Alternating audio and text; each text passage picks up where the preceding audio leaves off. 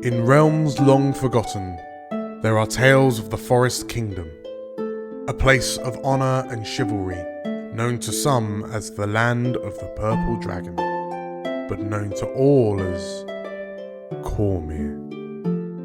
Hi, I'm Theoda, and I'm playing Hiram, a half-orc paladin. Hi, my name's Carl. I'm playing Cassie Donahue, human bard. Hi, I'm Julia, and I'm playing Badger, a forest gnome monk. Hi, my name is Anton, and I play Balthazar, a Warforged Cloak of Azuth. Hi, my name is Elle, and I'm playing Slate, a changeling druid. Hi, I'm Matt, and I'm playing Zombo, who is a halfling rogue/warlock. And my name is Dan. I shall be the Dungeon Master on this adventure.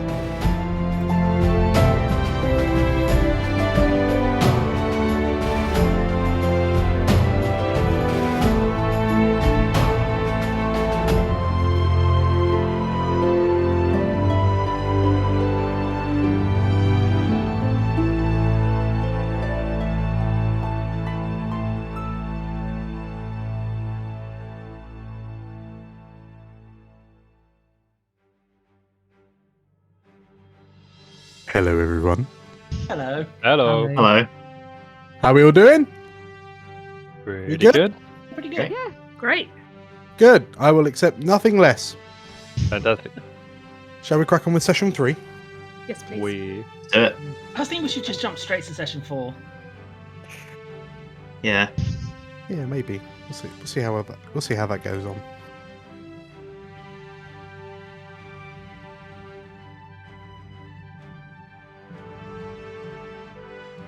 Having left the strange place that is the World Serpent's Inn, the Warhounds find themselves under the luscious canopy of the King's Forest, busy fulfilling their first mission assigned to them by the surprisingly gentle pit fiend Tarkalon. What would seem like an easy job, clearing out forest bandits, has turned out to be a somewhat more difficult dilemma. Upon discovering the bandit camp, our heroes have discovered it to have once belonged to Raedran separatists, slain by some unknown foe. With a map to a nearby Raedran base in hand, the Warhounds find themselves facing a precarious decision when a squad of Loyalist soldiers, led by the Lionar Caven Tor, stumbles across them, surrounded by the bodies of countrymen and women now considered enemies. The pressing question: will the Warhounds declare for king and country, or not?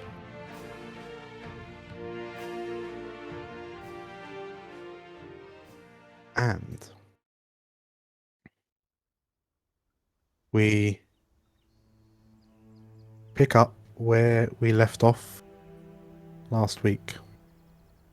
There's a reason I'm away from the group. Oh, so should I just...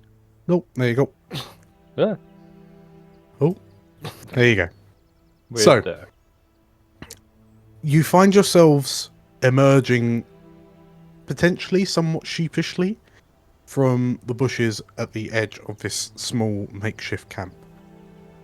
And in front of you are a number of 8th Regiment Purple Dragons, led by a Lionar who has identified himself as Caven Tor. And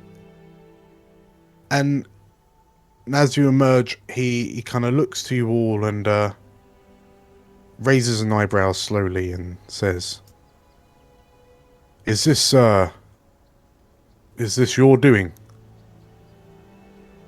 He says, looking at the corpses and bodies lying around.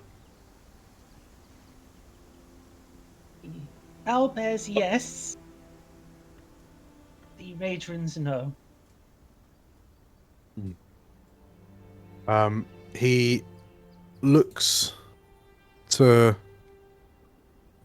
all of you and, like, seeing that you're not lying, he that's interesting. That's unfortunate. There is a somewhat of a sizable bounty on these rebels. The they would have made you a surprising amount of gold if it had been yourselves. Zumbo's gonna visibly kind of sort of start with this. Go, well, obviously, we didn't check them to see if they were alive when we got here, and now you can see they clearly ain't. So, maybe us turning up finished them off. I don't know. I mean, the owlbears ain't going to need the bounty, so we're happy to take it.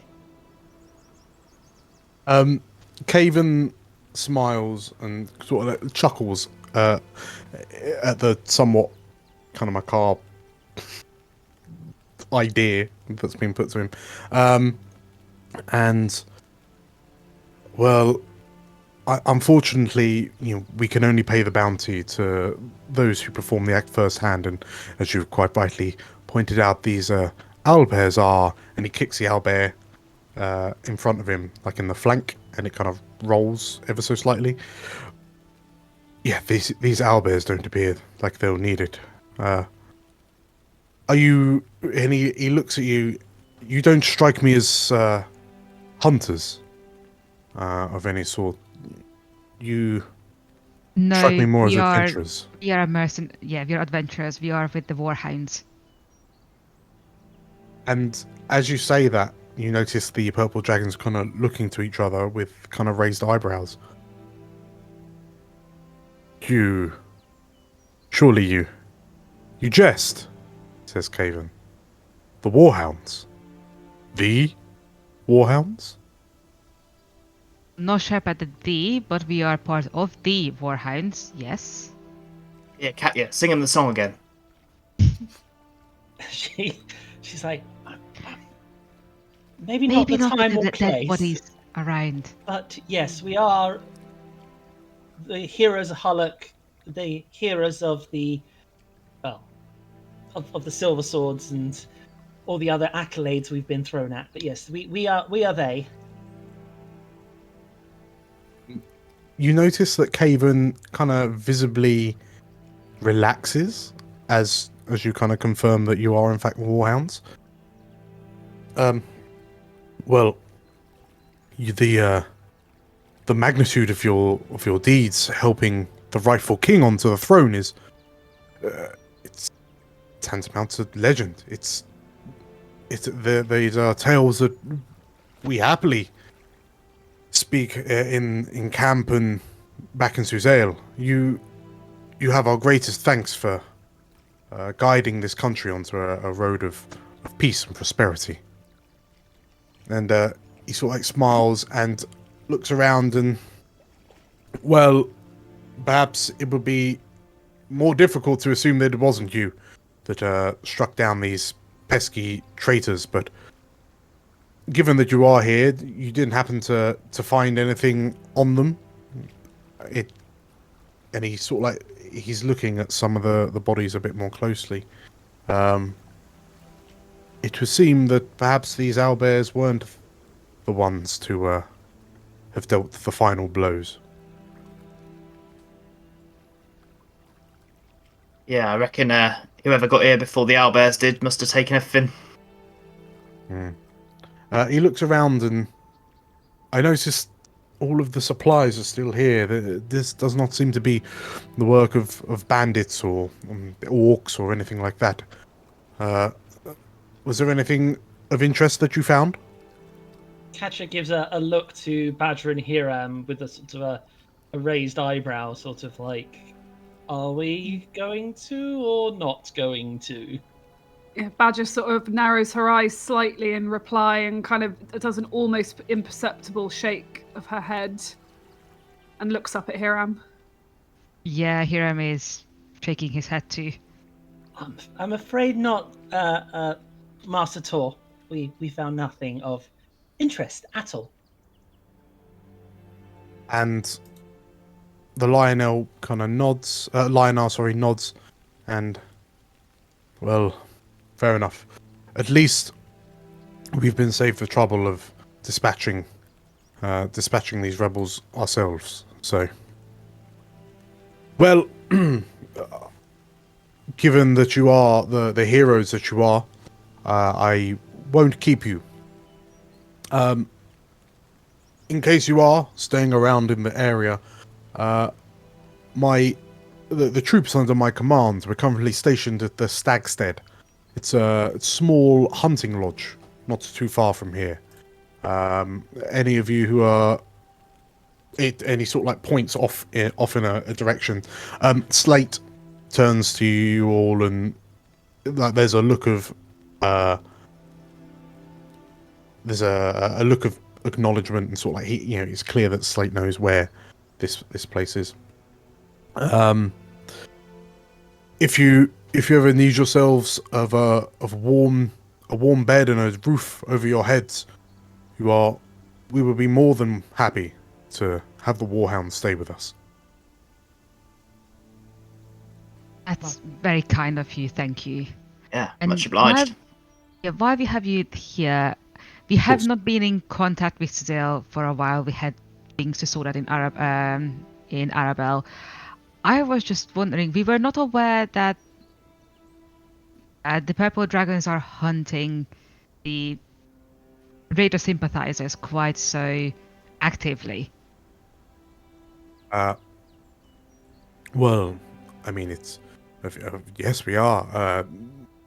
The king has decreed that such a slight, all of these purple dragons, they've broken their oaths to the crown, and the king does not suffer such insubordination lightly. We've had multiple reports that the separatists are plotting some sort of coup. Perhaps they seek to dethrone the king before he has a chance to cement himself as Cormyr's rightful monarch. But we have good intelligence that they are spread out throughout the King's Forest, and with few places to run, it seems prudent to nip this rebellion in the bud. I see. And he smiles, but don't worry. For the general common folk of Cormyr, the Raedrans would be quite a threat, but lauded heroes such as yourselves, they would be a breeze to tackle. And just in case we were to come across any more of these, treacherous swine, what kind of bounty would the king be offering? Just out of interest. For every marked tabard, for every identifying tag, purple dragon tag from a rebel soldier, the crown is paying the grand total of 10 gold. 10 gold, you say, for each one? Ah, that's for each confirmed rebel kill. Right. Well, we'll certainly bear that in mind. It's good monies to be made, ensuring the safety of these lands. So, and he nods, and well, my men and I will stay here to deal with these. He says, and he kind of gestures his hand across the bodies. It would seem that the local wildlife has already started investigating themselves, and we don't want any trouble for the local villagers. So we'll dispose of these, and you can be on your way. How will you dispose of them? He looks around, and well, the gear that's still in good condition, we'll take that back to the garrison, and I suppose we'll burn the rest. Oh, I just thought that they may be traitors, but they're people with families. Yes, but if the rumors are true, there are some war wizards among the Raedran numbers. Would you believe it? And with the power of the war wizards, who knows if there's any sort of devious necromancy that they might employ to bring these warriors back from the dead. We can't afford that risk. Oh, okay. And Badger sort of turns to Balthazar and says, Balthazar, do you understand the importance of laying the dead to proper rest, don't you? Did the gnomes teach you about that? So DM Dan, is the war wizard, not the war wizard, sorry, the purple dragon looking at us at this point? He's currently got his back to you, and you can see him sort of like directing the troops over to the various so bodies. he's And like not- you can see him, and he's like pointing at So a helmet, he's going, not "Yeah." paying that- attention to us. He's not paying attention to you at the moment. No, he's got no. In that sense, he's got no Okay. reason to. Balthazar will try and whisper, oh, that sounds like. Go. I'd rather not speak in front of them. Oh, okay. Just something the gnome said. I guess it would be nice if they got buried, but I guess they have a job to do. I wish one of us knew how to perform final rites. Doesn't sound like they're going to get any otherwise. Yeah, that would be nice. Can we leave?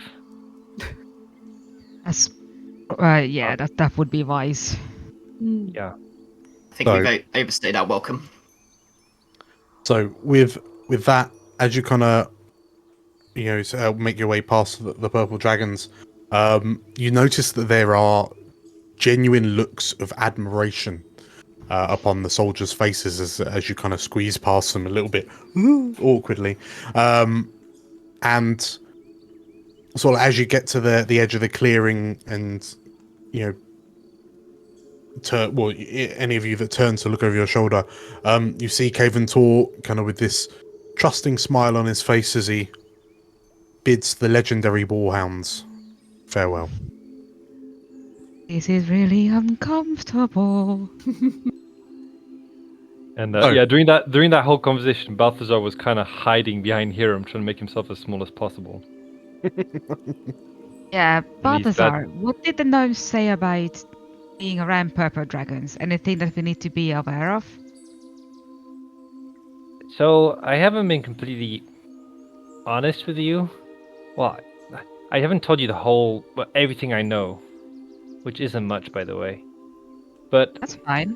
from what I understand, the war wizards, like, basically, I'm a war wizard project that they were working on, and they told me that they won't be too happy to see me. So, I thought it best we just run away from the purple dragons. Okay. Suits me, lad. Yeah, just in case any war wizards show up, they might just take an interest in me, if that makes sense. Okay, we will keep that in mind. We'll try to keep you away from them. Like, the gnome said, I'm a piece of Cormyrian military equipment,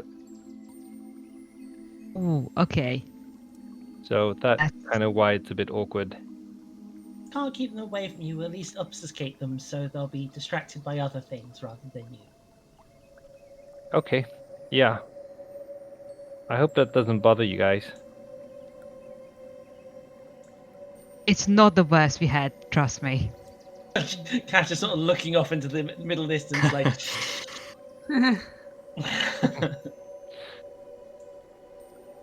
So, Carry along. as you kind of make your way away from this little camp on the forest path, Catcher, I believe it's you that has the map.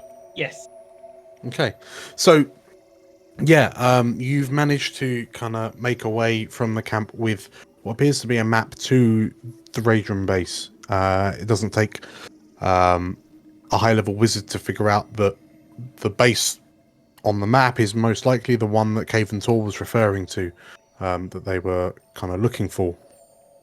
And through Chiron's pointing an explanation, you realise that this camp isn't actually all that far away. Now we Oh, know... you're muted. Am I? No, you're good. You're good. Sorry, my bad. Now we know what we're looking for. What's our plan here, guys? I mean, It seems we know that these are Raedrans and not bandits. What's our intention?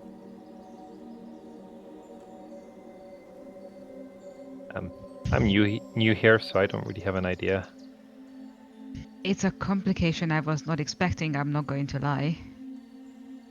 Any ideas? We have to talk to the Raedran sympathizers. We've had the loyalist, the status quo point of view, but we need to talk to the Raedrans about their plan. Maybe there's some way to navigate through this. Maybe we can help. That's if they don't Yeah, attack on sight. my worry is that if they recognize us this quickly, the other side is also going to know who we are, and they're not going to be happy to see us. True. I don't Although, think... they don't know all of us. That is true. That is very true. Zumbo. Yeah. Zumbo, you didn't sell them out. You didn't tell them about the map. Why's that? Well, obviously, I'm new here too. I'm here to watch you, and I don't want to. Young Iram here has been doing a grand job of leading you. I don't want to make a group decision on my own. Figured we'd better talk about it and see. I mean, 10 gold pieces per Raedran sounds like a lot to me, and obviously, single-handedly winning a civil war, that's pretty good for a chap's reputation. But that's a decision we got to make together, isn't it? Perhaps. I mean, are the other side going to be happy to see us? And I doubt they're going to offer us money, right? Even if they are. Maybe not I don't us. think they have a lot. No. But they probably wouldn't know you, or Balthazar, or Slate, in one of their various forms. Slate turns around. Oh, sorry. I also want to say that we are here for a job. We probably should finish. If we do need to sneak in, I do have a couple of costumes in my bag. I can disguise myself a little. I might be able to sneak in. Yeah, I mean, I don't know if there are any blue dragons helping the Raedrans, but I might be able to get in using my coat. And if not, you all saw the trick I did with Betty earlier. I can try that again. How about this? Why don't we go by the map showing that they should be, see what the situation is like from afar, and then we can decide what we want to do. Plan. Sounds like a plan. Yes. Right. Cool. Okay, in which case, so are you all happy to follow Chiron's directions to the map location? Okay. So, yeah, the map itself, this kind of deep into the King's Forest, whilst there are, patrols of loyalists going through the vast woods, you could very easily hide within this place. It's just there's so many kind of natural nooks and crannies and ledges and streams. Yeah, realistically, only if you knew where you were going, you'd be able to find it. But using the map, you eventually you can see the trees starting to thin out slightly as the ground underneath your feet starts to bank up slightly. And almost on this kind of very shallow hill, if you will. The trees thin out, and ahead of you, you can see what appears to be a stone-walled fort. And as you stand on the edge of the forest, stand on the edge of the clearing. Let me just reset that. You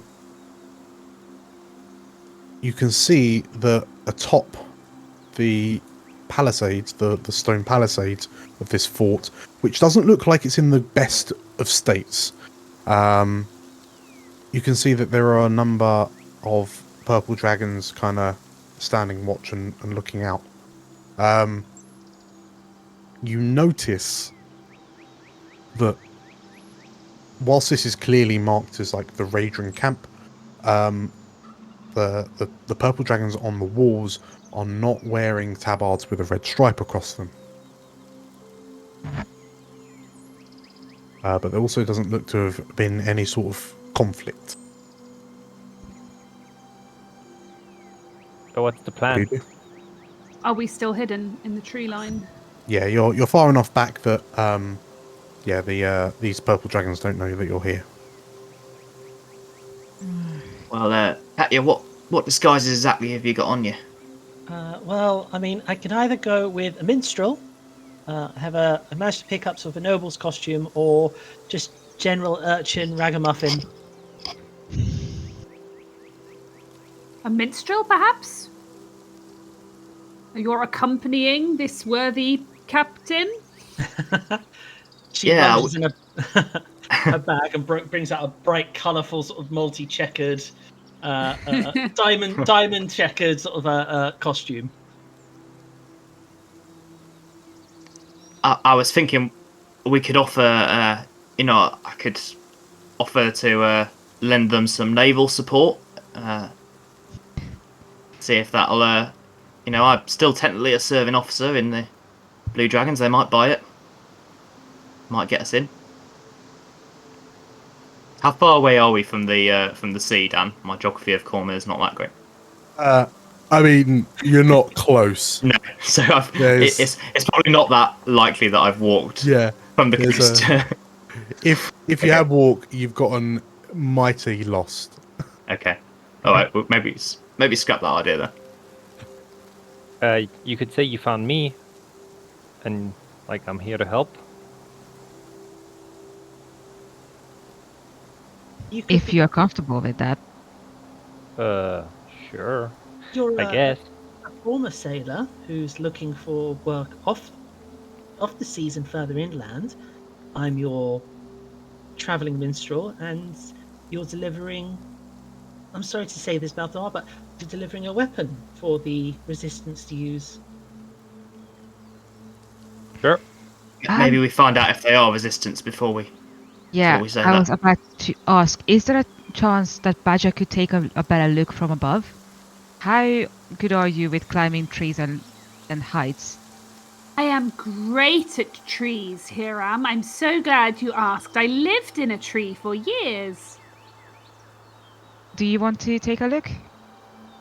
Okay. Okie dokie. Yeah, there are more than enough trees and treetops around to get a much better look. In fact, as you kind of clamber, you all watch as no need to roll. As you watch as Badger clambers up a tree, just kind of disappears into the leaves up above. Every so often you'll just see a flash of red or yellow as she kind of skips between the tree branches. And Badger, you kind of make your way up to this very tall tree over here, and as you sort of like stand on a branch and peer out, you can see over the walls. I'll move you inside just so you get an idea. Okay, You yeah. can see over the walls into the keep. So on the other side of the walls, you can see like a watchtower, but with some purple dragon blades posted in it, and they're roughly at the same height as you. You can see some more purple dragons talking in the courtyard behind them. Just over that, you can just about make out what appears to be some purple dragons on a training ground, like attacking training dummies, with one purple dragon with their arms behind their back, kind of seemingly shouting orders. There is a large stone tower that kind of dominates the center of the keep. You can see a larger courtyard to the south of the other two, which seems to hold the vast majority of the larger tents within this fort. And at the far end of the court, you can see a second larger tower, this one in somewhat heavy disrepair, and a lot of the tents seem to be kind of cloistered around it. There seem to be crates and barrels of supplies and whatnot. So perhaps this tower is forming some sort of command center, if you will. Okay. And yeah, that's what you make out from your vantage point. Okay. Okay, I'm gonna... Well, while I'm up here, I'm gonna see if I can discern anything from where I am about who these people are. Are these definitely Raedran separatists? If you give me a perception check. Yes. Okay.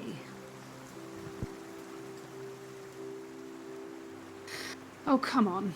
I've got a backup plan if that fails. Oh, okay. It failed. So from where you are, you can't. Like, it's difficult to. I mean, purple dragons kind of look like purple dragons.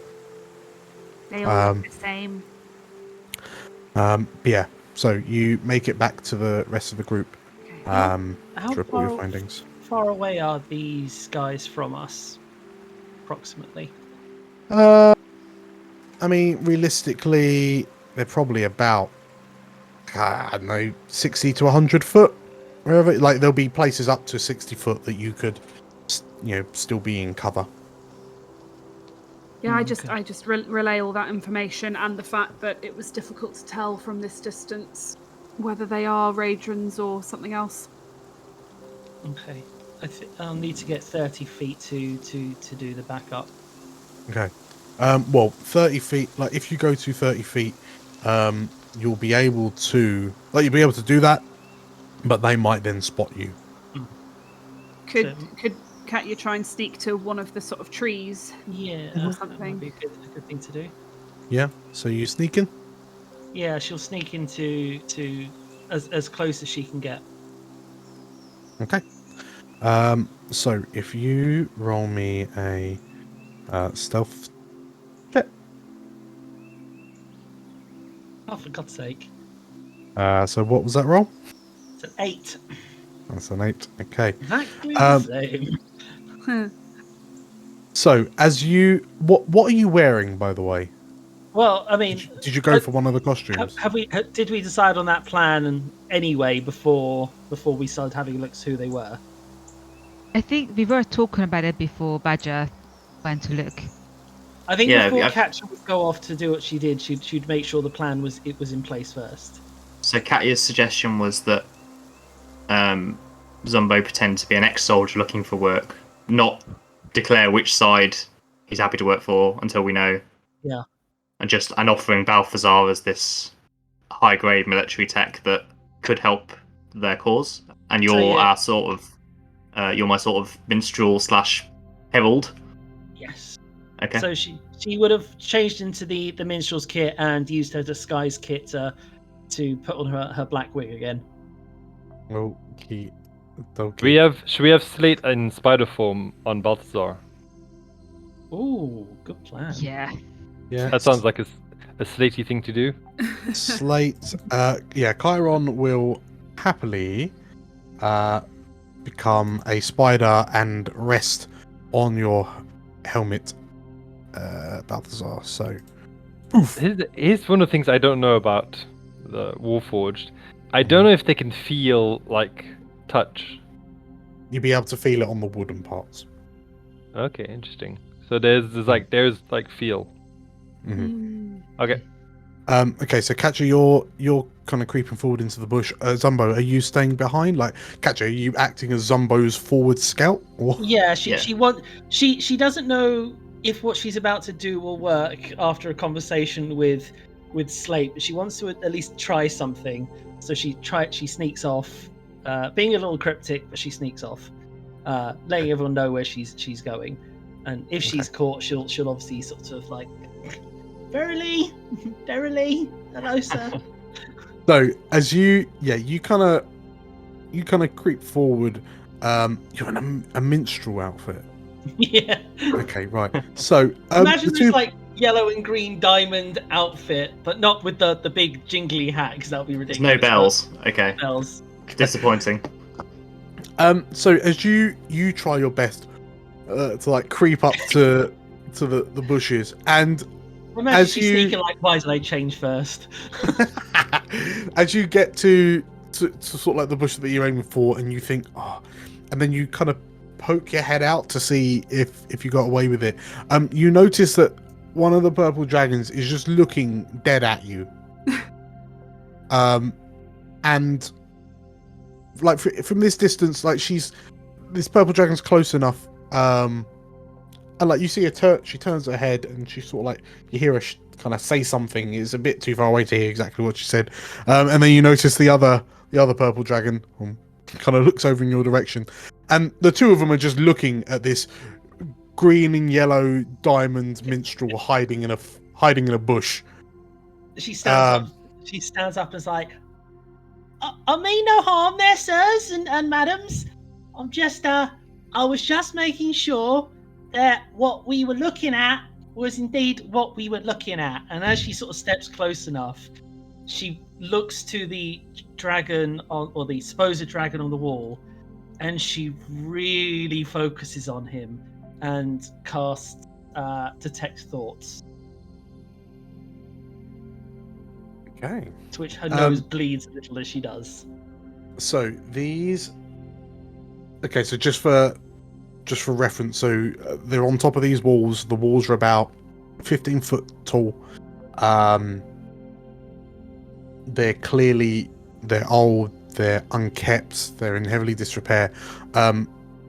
Like up close, you can tell that this place isn't a maintained Purple Dragon garrison in any way, shape, or form. Like the most recent additions appear to have been the spiked log barricades, for example. Even the door looks a bit rickety. The doors themselves don't kind of marry up slightly. They're kind of off angle. But as you cast Detect Thoughts, and you're focusing on it, yeah? Yeah, focusing on the one closest to her. So what does that? Detect- so the surface level is like there's almost like a sigh, like who is this? And so what can you do when you go deeper? You probe Let's make deeper. a The target wisdom with a wisdom saving throw. You gain insight to any reason its emotional state and something that looms large in its mind, such as something that it worries over, loves, or hates. Just be aware that they're going to know you did that. According to the rules as written. Yep. See if I push deeper, yeah. Okay, so do you still want to push deeper then? Mainly what she's looking in is for the surface thoughts to, try and find out if they are Raedrans. Okay, so in that case, there's a bit of a sentiment followed by almost like a wash of relief. As she sort of approaches forward, like, my lord, it is as we hoped, my lord. She says as she wipes the sort of blood from her nose, like. Sorry, Dan. I missed the. Sorry, Cole. I missed the bit about their response to Raedran.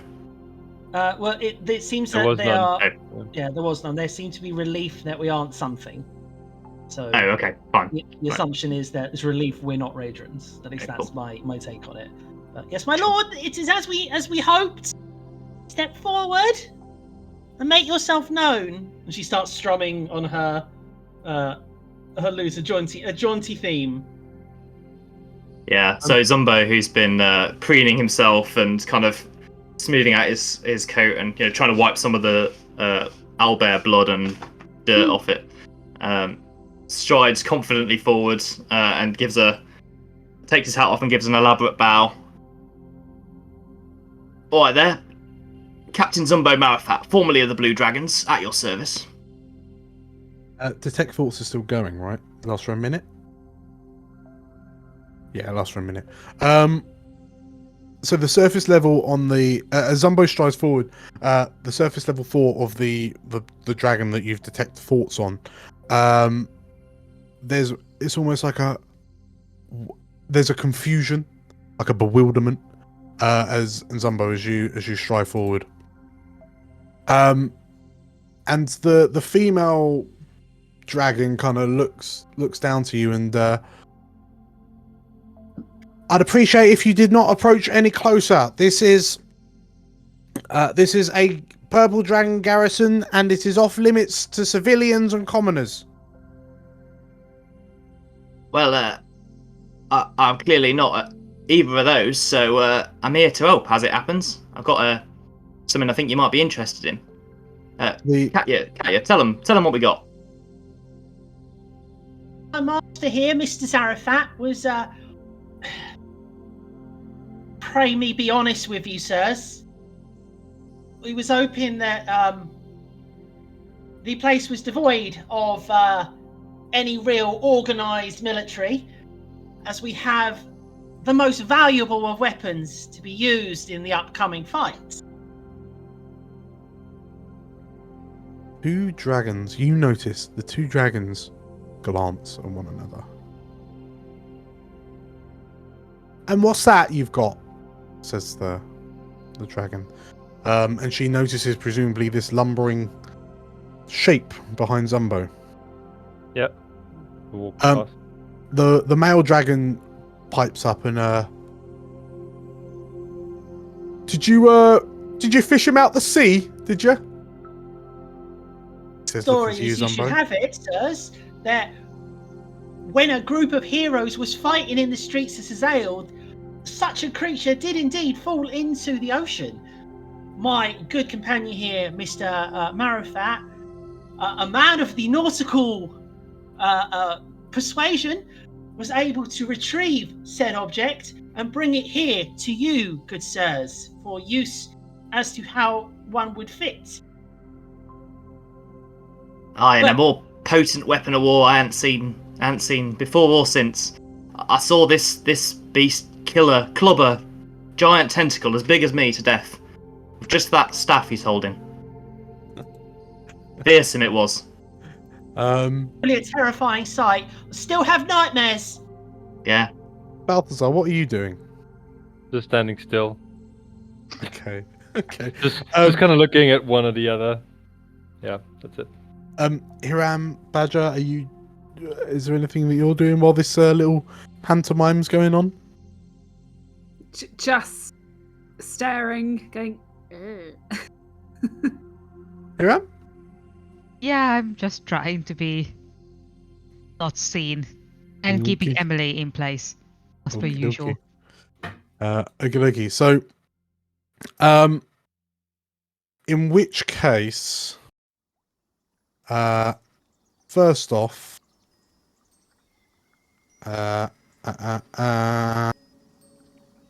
I'm going to request.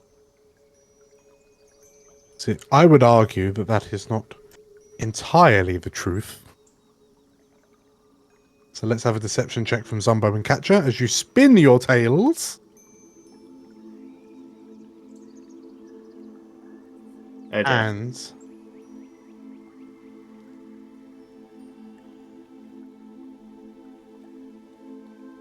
Oh. Okay, 17. So, you two roll a collective of 17 and they roll a collective of 13. So, yeah, the male purple dragon turns. Catcher, you can just about kind of make out from the lip reading that he's saying, I did hear about that.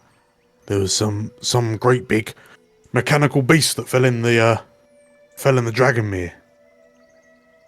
And you see them kind of giving each other furtive looks. They kind of look down to you. They seem like they're trying to kind of weigh you up, seeing if there's some sort of ploy going on here. And just to say, I should have had advantage on that. So just in case of a crit, can I roll it deception again? Because I'm using my acting. Yeah. I mean, we won anyway, but a crit may be just like. Okay, never mind. Okay. Carry on. So, the two bubble dragons break up. You watch as this one kind of wanders sort of like along the walls. You see him disappear, and he seems to just kind of vanish into the tower. A few the female dragon is still stood there watching you, and you hear a voice shout out from behind the wall, "Gates opening!" And with a heavy thunk, and the sound of wood scraping on wood, the door opens and you see the purple dragon on the other side wheeling the door open. Catcher looks back towards the woods to approximately where she knows everyone is, and she just focuses for a second and telepathically says to whoever is listening, "We'll find a way to get you in. Sit tight." Which again, she just... My lord Marifat, after you, good sir. After all, this is your honour today. Right, you are, minion. I don't appreciate you called a minion, my lord, but very well. That is your will. Okay.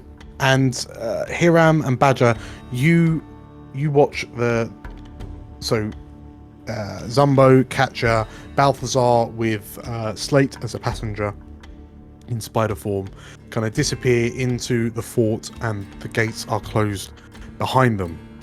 And in that fleeting moment, you are struck with, I can only assume, a bit of a what now-ism. And as the three of you kind of look to each other, you hear what do you hear? 16, and we've got 13. Okay, so Badger, with your passive perception, you hear the very almost imperceptible sound of a foot crushing a leaf somewhere behind you. Ooh.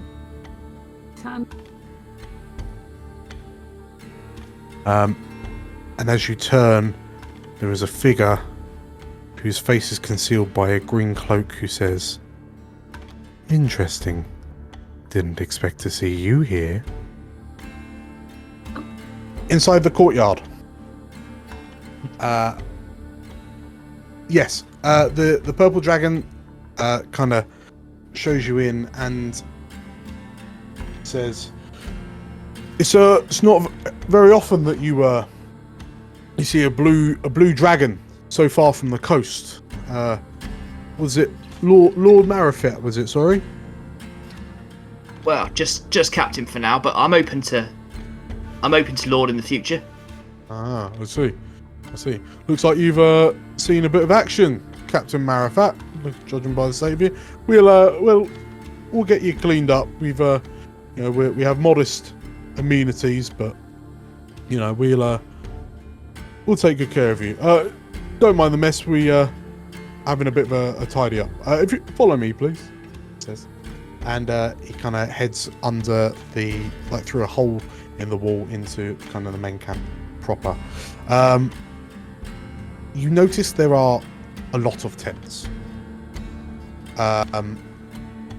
You notice there are not enough soldiers that you can see to fill these tents.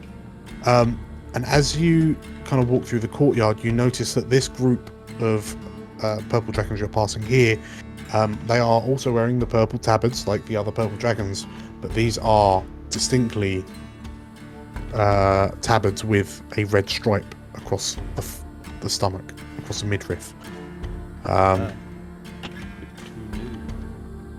And it would appear that the tabards of the separatists. And yeah, the purple dragon leading you turns and says, "Yeah, it's certainly been a long and hardy fight that we've found ourselves in.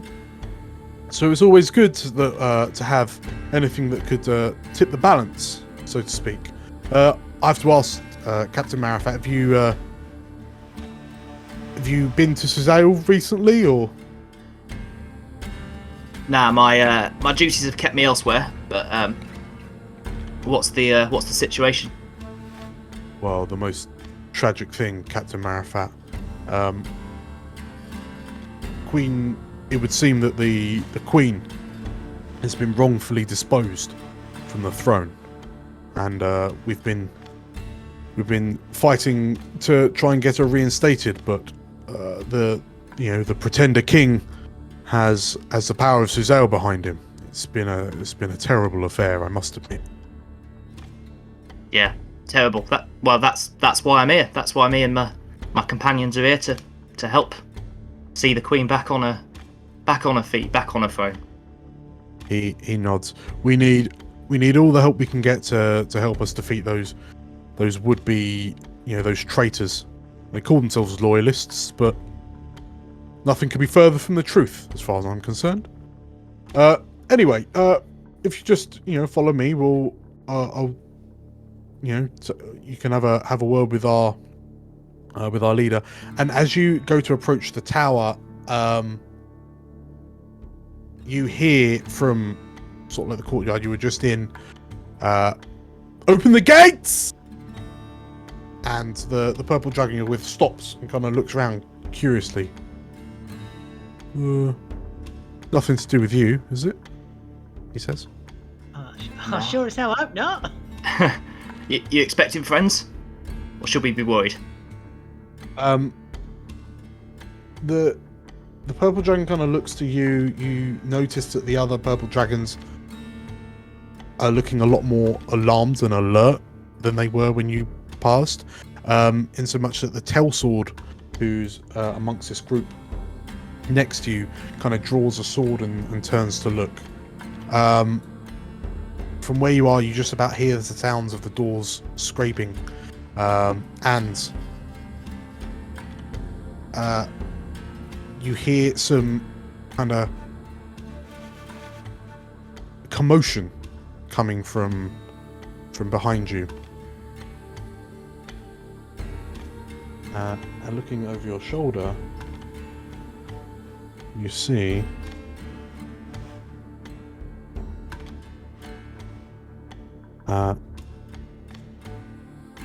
sorry, begging pardon. Click, click, click.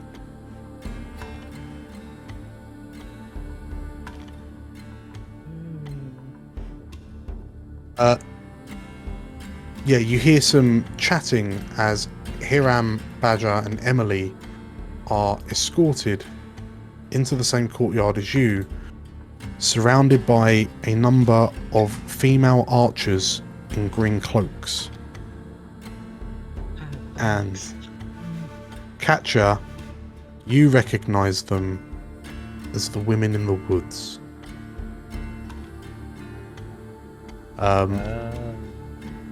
And Hiram, Badger, and Emily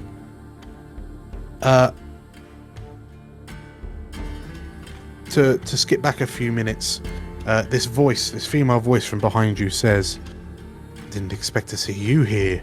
And as you turn, one of the women of the woods pulls her hood back, and you recognize her as one of those who you met somewhere else in the King's Forest not too long ago when you were on the heels of the Silver Swords trying to rescue them from the High Hunt. The ranger raises an eyebrow and she sort of brushes the brunette hair out of her face and says, "Normally I would be happy to see such capable adventurers as you, but it always seems like trouble follows you. Why are you lurking around our fort?"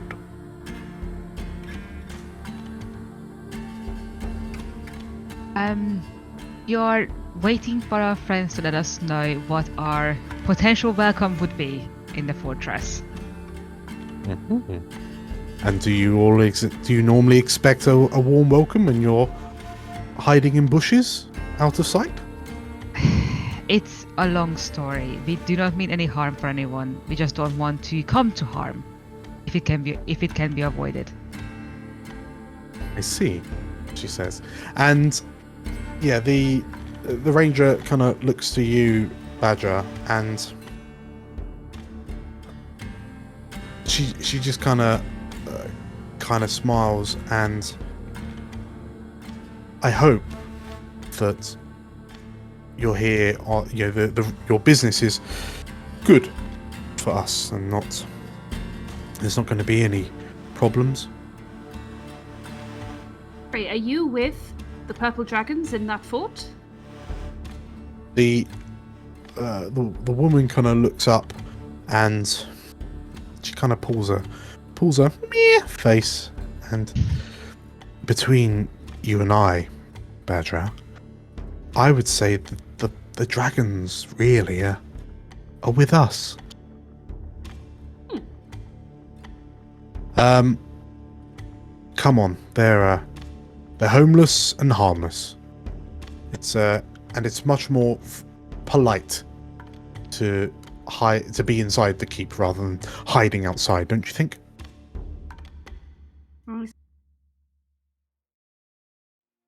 Sorry, say that again. I suppose so. If they are leading us into the fort, Hiram is going to lean closer and quietly say to the one closest, like, in that case, if anyone seems a bit agitated, can we make sure that my squire doesn't die? She had a very traumatic experience lately. It would be nice not to add on to it.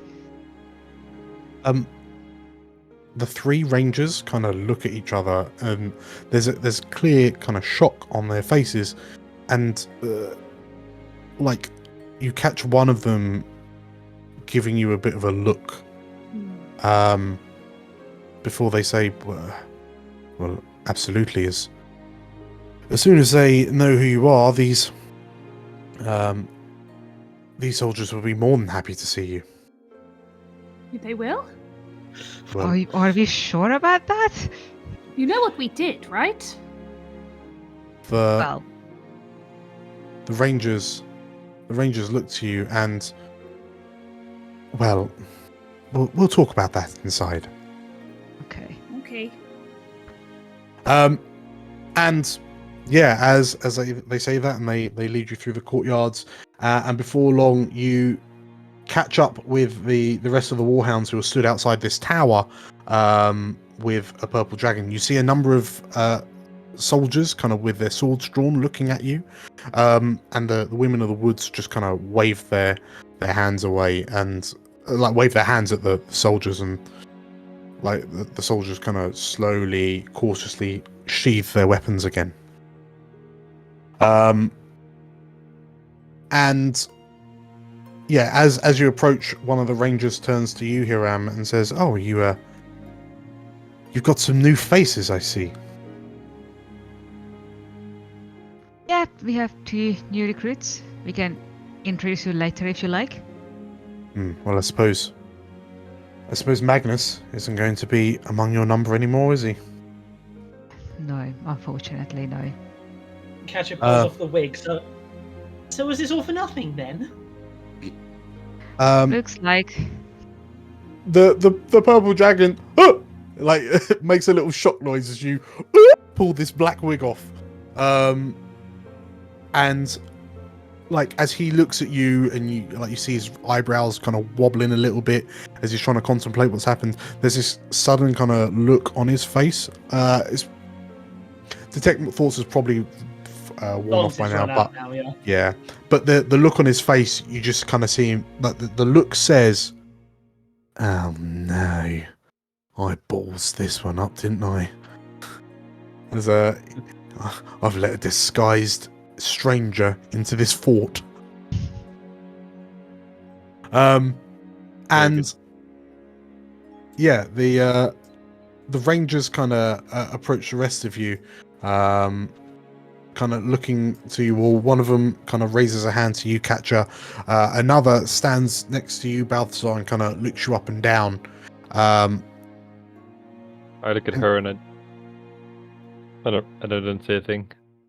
And yeah, she kind of glances to Hiram and Badger with a look of, is he with you? Okay. Yeah, these rangers who clearly favour stealth, pull a bit of a face, and they say to the dragon, we'll take it from here. The bashful purple dragon blade just kind of slinks away without much encouragement and just kind of disappears off into the distance, leaving you stood in front of this tower, this kind of ruined main tower keep. The rangers feed off from around you and go to head inside, and as you kind of head up the weather-worn steps into this old keep, you see that the room is filled with supply crates, food crates, just barrels and containers of all shapes and sizes. In the center of the room, is a damp-looking round table, upon which sits a map of Cormyr, like the heartland of Cormyr, over which hangs a rusted kind of chandelier that has no candles and just seems to be, a relic of when this place was in active use. There is a tell sword, a purple dragon tell sword, with both hands on the table, kind of studying the map. And as you feed in to the tower and kind of spread out, as you move around the shape of the tell sword, on the other side of the table is an older, dark-skinned woman with her dreadlocked hair kind of tied up in a bun on the top of her head. And you recognize her as Agatha Fish, the leader of the Women of the Woods, who was posted at the mansion that you visited not too long ago. Would Zumbo have heard anything about the Women of the Woods? You haven't got the clue. I haven't got a clue what's going on. All right, no worries. No, and neither would you, Balthazar, to be fair. And Agatha looks up, looks at you all, and I'll be honest. I was wondering when you lot would show your faces.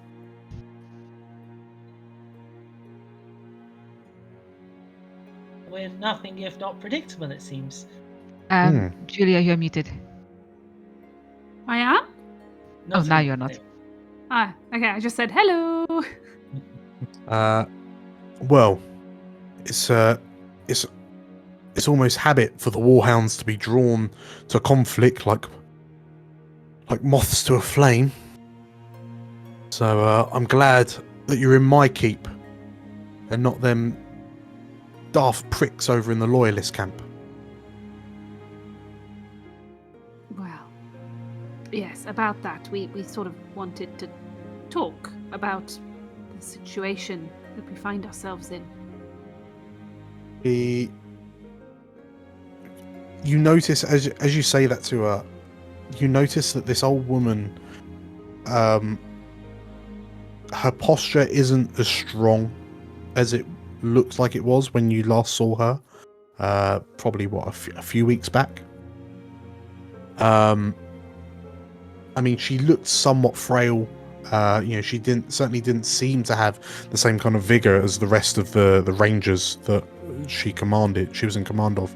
But it seems like the outdoor life isn't particularly agreeing with her as much. The bags under her eyes look heavy. Her shoulders seem a bit more slouched than normal. And her eyes look at you a bit more wearily than they once did. And she looks around to you, like she looks to you, Badger. She looks at those of you who she's met before. And like seeing you in the doorway, Hiram, she kind of, like an old nan, just kind of furrows her brow, kind of waves you in impatiently. Okay. You're making me feel cold, stood out there, she says. And then, before you get a chance to move in, she looks at you all. Well, spit it out. What have you got to tell me?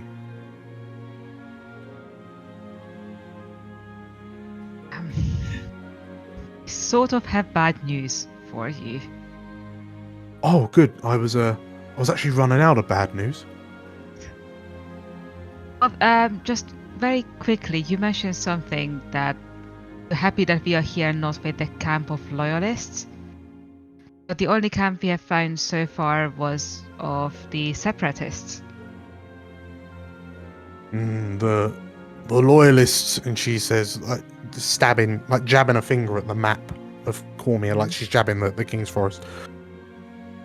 Oh, they're spread out like a flock of Tressim. They're infuriating. They've got the support of the crown, haven't they? So they've taken up residence in all the towns and lodges and anywhere proper. And we're here, stuck with a bloody haunted keep. Okay, just to be clear here, and Hiram is going to point at the map where we have found the map, where we have found the camp. He's going to point there, like, did you have a camp here? She looks at where you're pointing. She looks you in the eyes. Her gaze looks across to the tellsword you're stood next to. And then under her breath, she swears. I'm assuming we used to have a camp there. You assume right. How many? I don't remember, 6 or guys. 7? Yeah. All of them? So she hears 4, 6 or 7? All of them. However many you had, that's how many you don't got. And yeah, she closes her eyes. She rubs her face with this kind of dirty leather glove that she's wearing. She pinches the top of her nose, like the bridge of her nose, and the sooner we get that fat bastard off the throne, the better. She says. Yeah, about that. Oh, we know, she says, Yeah. looking to you all. Which part do you know? Because I had a point.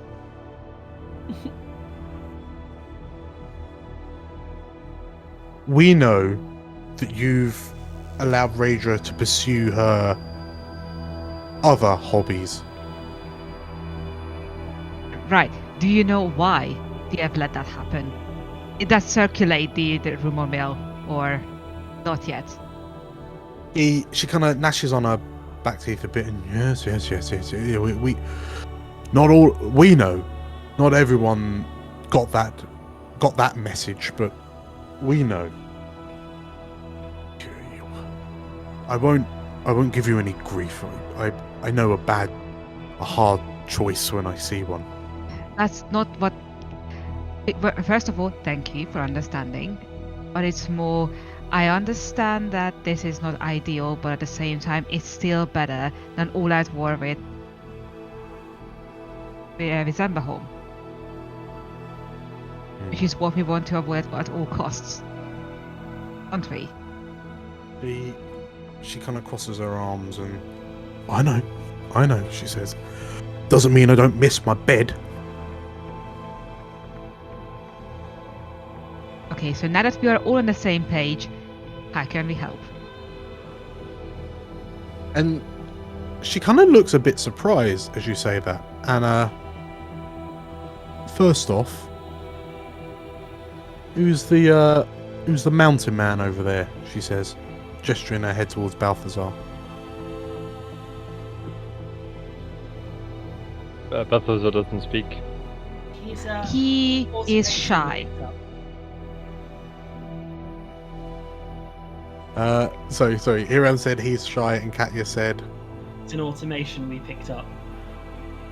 She Looks nods. to Hiram just like. And then Agatha turns her face to you, Zumbo, and she just kind of looks you up and down, and that coat looks nice. One previous owner. Yeah, just the one. Oh, I see. She turns to look to you. She turns to you, Badgerin. Ever since Magnus left, you really have gone downhill, haven't you? Oi. She kind of tutters to herself as she sits, like pulls, like hobbles back a little bit and plonks herself down on a crate. If you're offering help, I'm more than happy to accept it, she says. But you've got to appreciate that we're in a pretty sticky mess here. We're undersupplied. We're lacking in numbers. And we're running out of places to hide. How, I mean, you know the king, the king's men mean business. They chased us out of our mansion. And all we did was we used to support the queen. That was our crime. Agatha, Yes. why are the local people referring to you as bandits?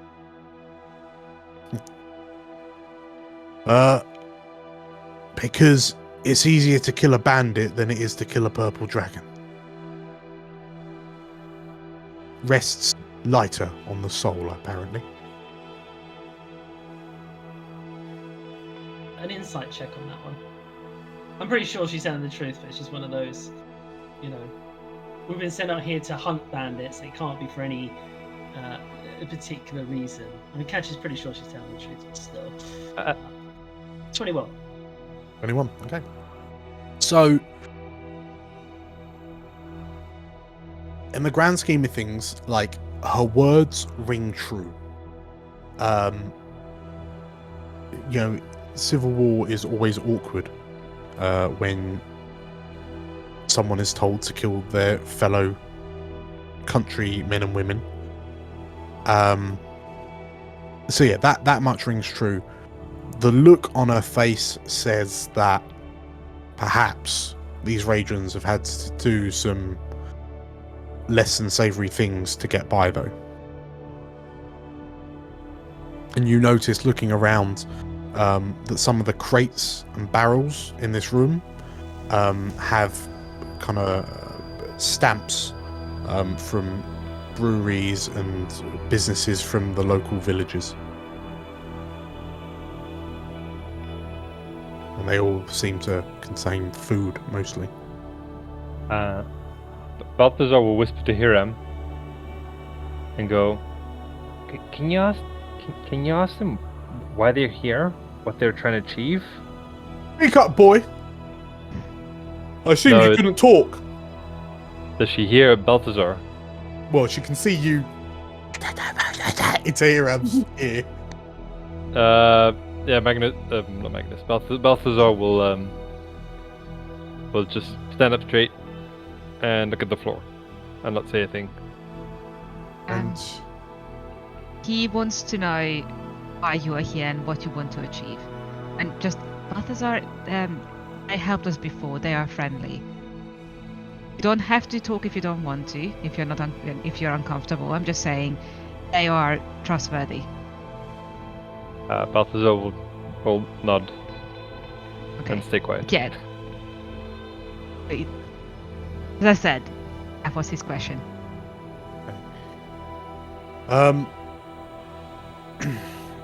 When the royal edict came out of Suzail that those who were loyal to Raedra were to be hunted down like dogs, a lot of the soldiers from Suzail fled north into the King's Forest. Some of them didn't make it to the forests, but those that did scattered out as best they could. The men and women that you see here, clearly they'd heard of us, because a group of them arrived at the mansion seeking our help. They'd heard that we were big supporters of Raedra, the warrior queen. But I'm sure you can appreciate how subtle a group of heavily armoured soldiers running through a forest is. And before long, the Loyalists were on their tail. Chased us out. Lost quite a few good women in the rear guards trying to get away. We managed to lose the majority of the Loyalists, and we've wound up here. Some of the locals believe that this place is haunted, and that's good enough for me to keep them away. Only the most foolhardy or stupid come knocking on our doors now, she says, looking at you all with a smirk. So they've come to me for help, so I guess I've got to give it to them. I'll let Balthazar go first before I say anything. Yeah, Balthazar will whisper again to Hiram's ear and go, "Wait, can you ask them if they know anything about what killed their men, their troop? Because it wasn't the other purple dragons; it was something else." Oh, you have a point. Do you know, apart from the Loyalist, who would try to kill your men? Because it wasn't them, and it wasn't the owlbears we have found in the camp. Agatha pulls face. Well, I kind of assumed that it would have been the Loyalists, but I mean, surely you would have a better idea than me. But I mean, now that there's a bounty on the so-called Raedrans, could be anyone, I guess. I mean, that's the thing. If it wasn't, it didn't seem like the Loyalists because they thought it was us, and they offered the bounty to us. Which means whoever did it wasn't there for it for the bounty. As you say that, like, she looks to you and, did you accept the bounty? No. You twit. That was easy money.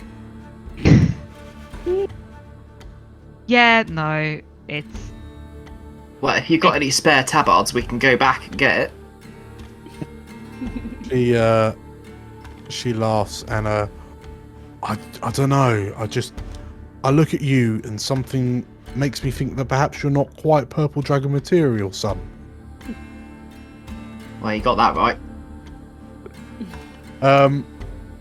Well, in which case, you got me stumped. I mean, I wish I could say that I'm surprised that people are going through this forest, killing those who are loyal to the rightful queen, but yeah, I'm afraid I've heard that story one too many times over the past short while. Agatha, Yes, little one. I think it's clear that we want to help you, but I do need to sort of say, I think one caveat that we probably have is, as she points to one of the barrels, that's a 5 gold barrel of bitter black. I'm sure you didn't buy that on your own. Don't become what they're trying to make you. If we help you, you have to be better. She looks at you, and there's like a flicker of anger that kind of ripples across her face for a moment, and then like she catches herself and like looks down at the ground, and she looks to you and nods. Well, you're right. She thinks about it and, well, if you are offering help, then maybe we can put you to some good use. And then she says, she pats the barrel of 5 gold bitter black, and maybe we won't have to become what they think we are. Agatha, I need you to help us understand something. We made the decision we made in order to avert a war. Yes, In order to save lives, but now as a consequence, we're at war anyway with ourselves. There must be a good and important reason why you remain loyal to Raedran despite the cost, despite what it's making you do. What is it? You've got to remember, little gnome, I've seen my fair share of kings and queens sitting on the throne of Cormyr. Raedran was the one that delivered us from the Shadow Wars. She was the one that tried to rebuild this country as best she could. She put her country ahead of herself. And I can't remember the last time a monarch of Cormyr did that. To see her dethroned by her cousin, and I appreciate he had some help. That's one thing. But to hear the sort of things that he's saying now, he's no good. He's gonna bring the kingdom of Cormyr crashing down on his head first, and then ours. How can you be so sure? She looks to you. Call it intuition. Nothing good comes from power grabs like that. Like I say, dear, I'm old. And as long as I've known his name, I've known that old Ezerad Bold Triobiskir has been lusting for that throne. And he's had it delivered to him on a plate. A silver plate.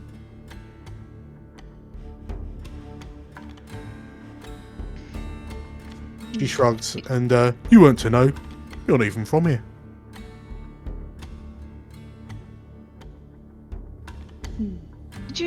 Could you just give us 1 second?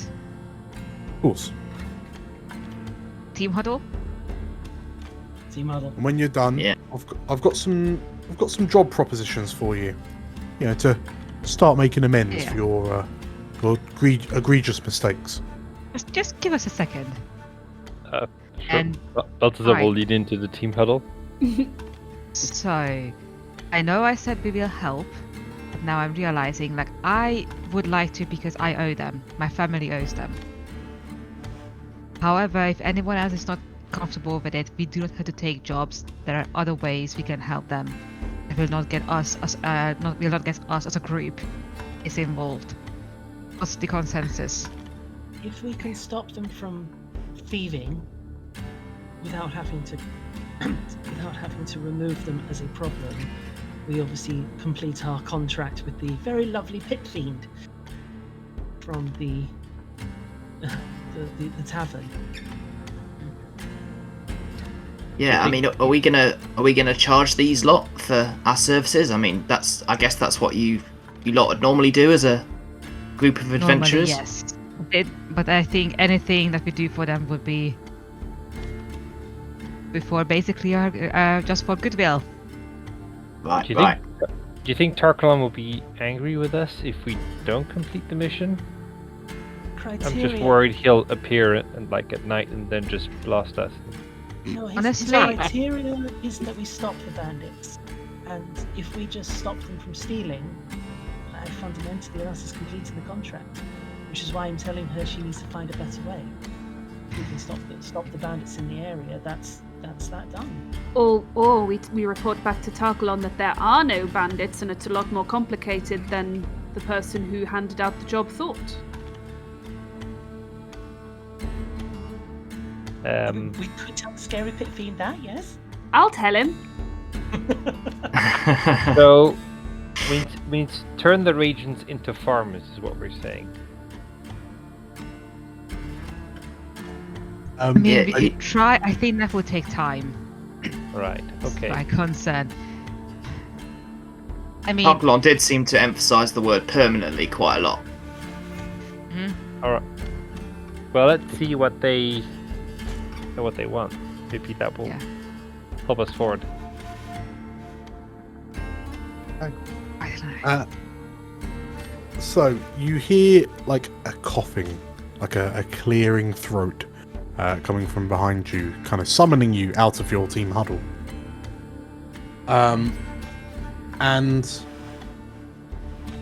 Agatha looks to the group of you, and then she casts her eyes down to the map, and she picks up 2 kind of smooth pebbles, like smooth stones that are kind of lying off to the side, and she plonks 2 of them bonk, bonk, on this map, like on the King's Forest. And she says, the thing that we need most are supplies, she says, looking at you, Catcher, and soldiers. The vast majority of the common... So, in terms of supplies, we actually had a crate, well, a shipment from some sympathizers that was due to arrive a few days ago. Unfortunately, as things tend to do in times like these, that supply shipment went missing. It was last known to be here, she says, pointing at one of the pebbles, a little to the north of your current location. So we'd appreciate it if you could stick your noses around that area, see what turns up. It's a bit too far afield for us to go. If we were discovered, then we wouldn't really have anywhere safe to make it back to. The alternative is numbers. A lot of the common folk around here, those who aren't sympathetic to our cause, have already been brainwashed by Ezered's call for bounties. So we have to look a bit more. We have to look a bit more afield for new recruits. I've heard news that there are some mercenaries that are currently holed up in Deadluke, not too far from here, she says, and she points to the second pebble, which is up the path towards the kind of west, towards the centre of the King's Forest. Given you lot share a profession, perhaps you might be able to put in a good word for the old Raedran separatists to these mercenaries, and see if our meagre supplies of gold will be enough to entice them to join us. Deadluke's lovely this time of year. I suspect they'll be hanging out at the Blushing Maiden Inn.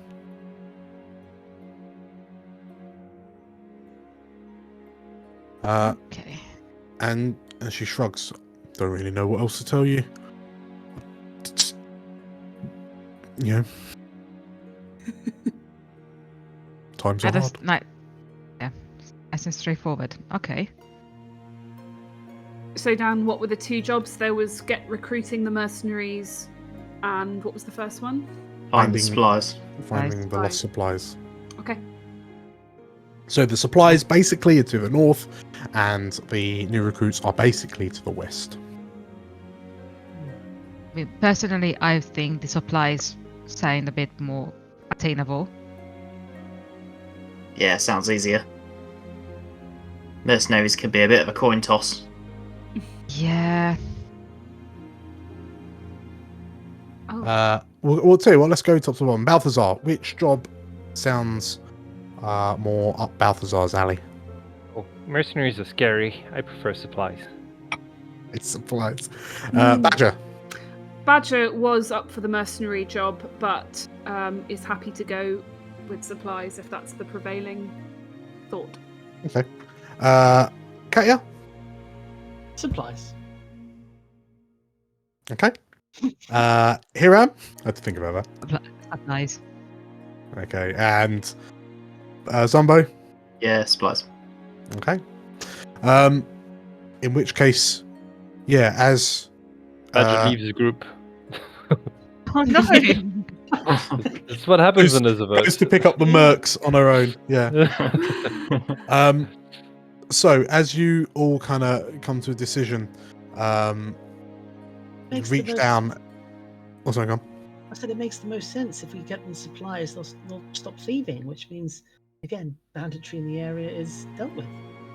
And also, we can offer the supplies to the mercenaries if the gold's a bit lacking. Yeah, we are probably not going to do that. Okay, so Agatha looks down, and as you make your decision, she picks up the northern stone and throws it to you, as if it's some sort of token of acceptance. And yeah, she looks at you. She tilts her head and kind of raises an eyebrow, and yeah, she marks down on the map that you've got, like roughly where it is. She explains to Slate, who is in spider form. She explains to Slate where it is, and you kind of have the appropriate directions. And yeah, sort of like as she finishes, she looks to you, and there's this kind of briefest tired smile that spreads across her face as she says, I knew you lot were good uns, she says. And she can't, as she waves you off, try not to get yourselves killed, okay? You're too useful for that. And yeah, as as you're shown out the tower, you watch as she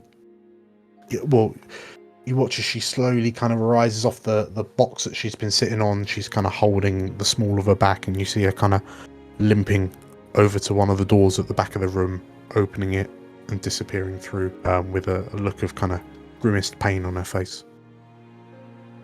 Does anyone else get feeling that we are being guilted, like really, really hard?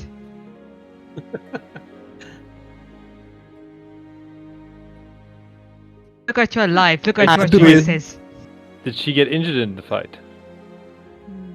I think she's just hella old, Balthazar. No. And with that, let's have a 10-minute break. Cool. Okay. Cool. See you in a bit. See you in a bit. In a bit. Welcome back, everyone. Hello. So, you have successfully navigated your way into Fort Lymira, and met the leader of the local Raedran resistance forces, Agatha Fish, the leader of the Women of the Woods that you met a couple of weeks back, when you were all chasing after the Silver Swords, who had been kidnapped from Arabelle by Garabrail.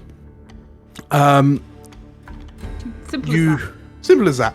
You have agreed to help the resistance out by doing some jobs for them. The first of which is to locate and bring back some supplies that were due to arrive at the fort a few days back, but unfortunately never arrived. So as you make your way from the fort, with the directions that were given to you on the map, you head roughly north up through the King's Forest. Again, because you're quite central, the route is, the progress is somewhat slow, but it will be difficult to be detected this far in. It starts to become a bit difficult to tell what time of day it is, because the coverage overhead is so thick. But the journey itself takes probably a couple of hours. And what sort of, are there any conversations that are going on as you go? Yes, Hiram would like to have a chat with Badger, if he can. Mm-hmm. Because, first walk up to her, leaving Emily in the company of Katya, and say, Badger, do you have a second? Of course. Yeah, I just realized we didn't really have time to talk with, everything going on. Mm. And it's just, during the whole Raedra thing, the new king, did you think that the colonel was trying to push for this situation from the get-go? I don't know if this is specifically what he had in mind, but he certainly seemed to want to sow discontent within Cormyr, yes. But he'd have to be a complete mastermind to realize that this is what would happen. I think it's much more likely that Ezered was waiting for an opportunity anyway. I mean, Ezered, yes. I'm thinking Ilsavel. Because if you remember, well, she did seem surprised by the double Gabriel, like all of us were. I don't know, there was just something about the way they talked to each other. It just struck me as odd. You picked up on it too, did you? Yeah. They've definitely banged. I didn't want to say anything, but it's really quite clear to me they have a history. Okay, I didn't see that, Oh, but I'm neither. gonna trust her instincts on that because mine are a bit non-existent. But I've seen the way elves look at each other. oh, thank you for that image, by the way. I didn't need that, but on the other hand, it would explain a couple of things. Oh my god, you might be onto something there. If you're suggesting that Ilsavel was in on it, who knows? Perhaps. But I agree with you. I think she was very surprised at there being two Garabrails, and you probably know already. Elves are, particularly high elves, they're haughty. They demand respect, and particularly a coronal like Ilsavel. I mean, I think that the way it played out is pretty much the way it was going to play out. If you put basically the queen in a box, she's not going to be very happy. I've seen her threaten war over less. I'm just going to step in, Badger. If you make a quick retroactive insight check. And confirm that they did bang. 17. Bang confirmed. I mean, as a citizen of Semberholm, you would also have known that the general feel of the population is that, don't forget, Cormyr abandoned us. Yes. Yes. Like, they pulled out of the war before it was finished, and we lost Mithranor for it. Yes, I relay that to Hiram and say, never underestimate the grudge that Semberholm holds towards Cormyr for that. Yeah, that is hard to forget, I have to say. Yeah, I don't know, I'm just really concerned that there is something else we are missing. Because if there was a conspiracy to, remove the queen and get a king instead, but Gabriel was a wild card that no one could see, that I'm wondering what else we are missing. I'm just going to interject again for a history check for both of you. Uh-huh. God. No, it's only a 6 for me. 10. Okay. Well, I mean, here I am between the two of you. When you say, like, something we missed, like, your mind does flash back to the memory. Like, as you say it, your mind flashes back, and suddenly your nostrils sting with the smell of smoke. Your eyes are watering. The heat blisters your skin. Your breathing becomes hard and laboured. You look across and you can see Gabriel face down in the burning dirt of Warhounds, and you hear the sound of his head peeling apart. Brain-like creature pulling itself free from the back of the elf's head. And as you remember that brain-like creature, you feel the weight of what you're holding in your arms, and as you look down, Badger's looking at you with a bit of a puzzled face. Hiram.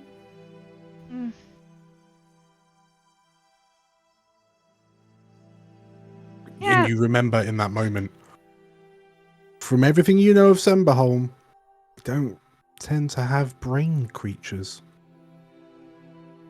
Yeah, that is exactly my worry, Dan.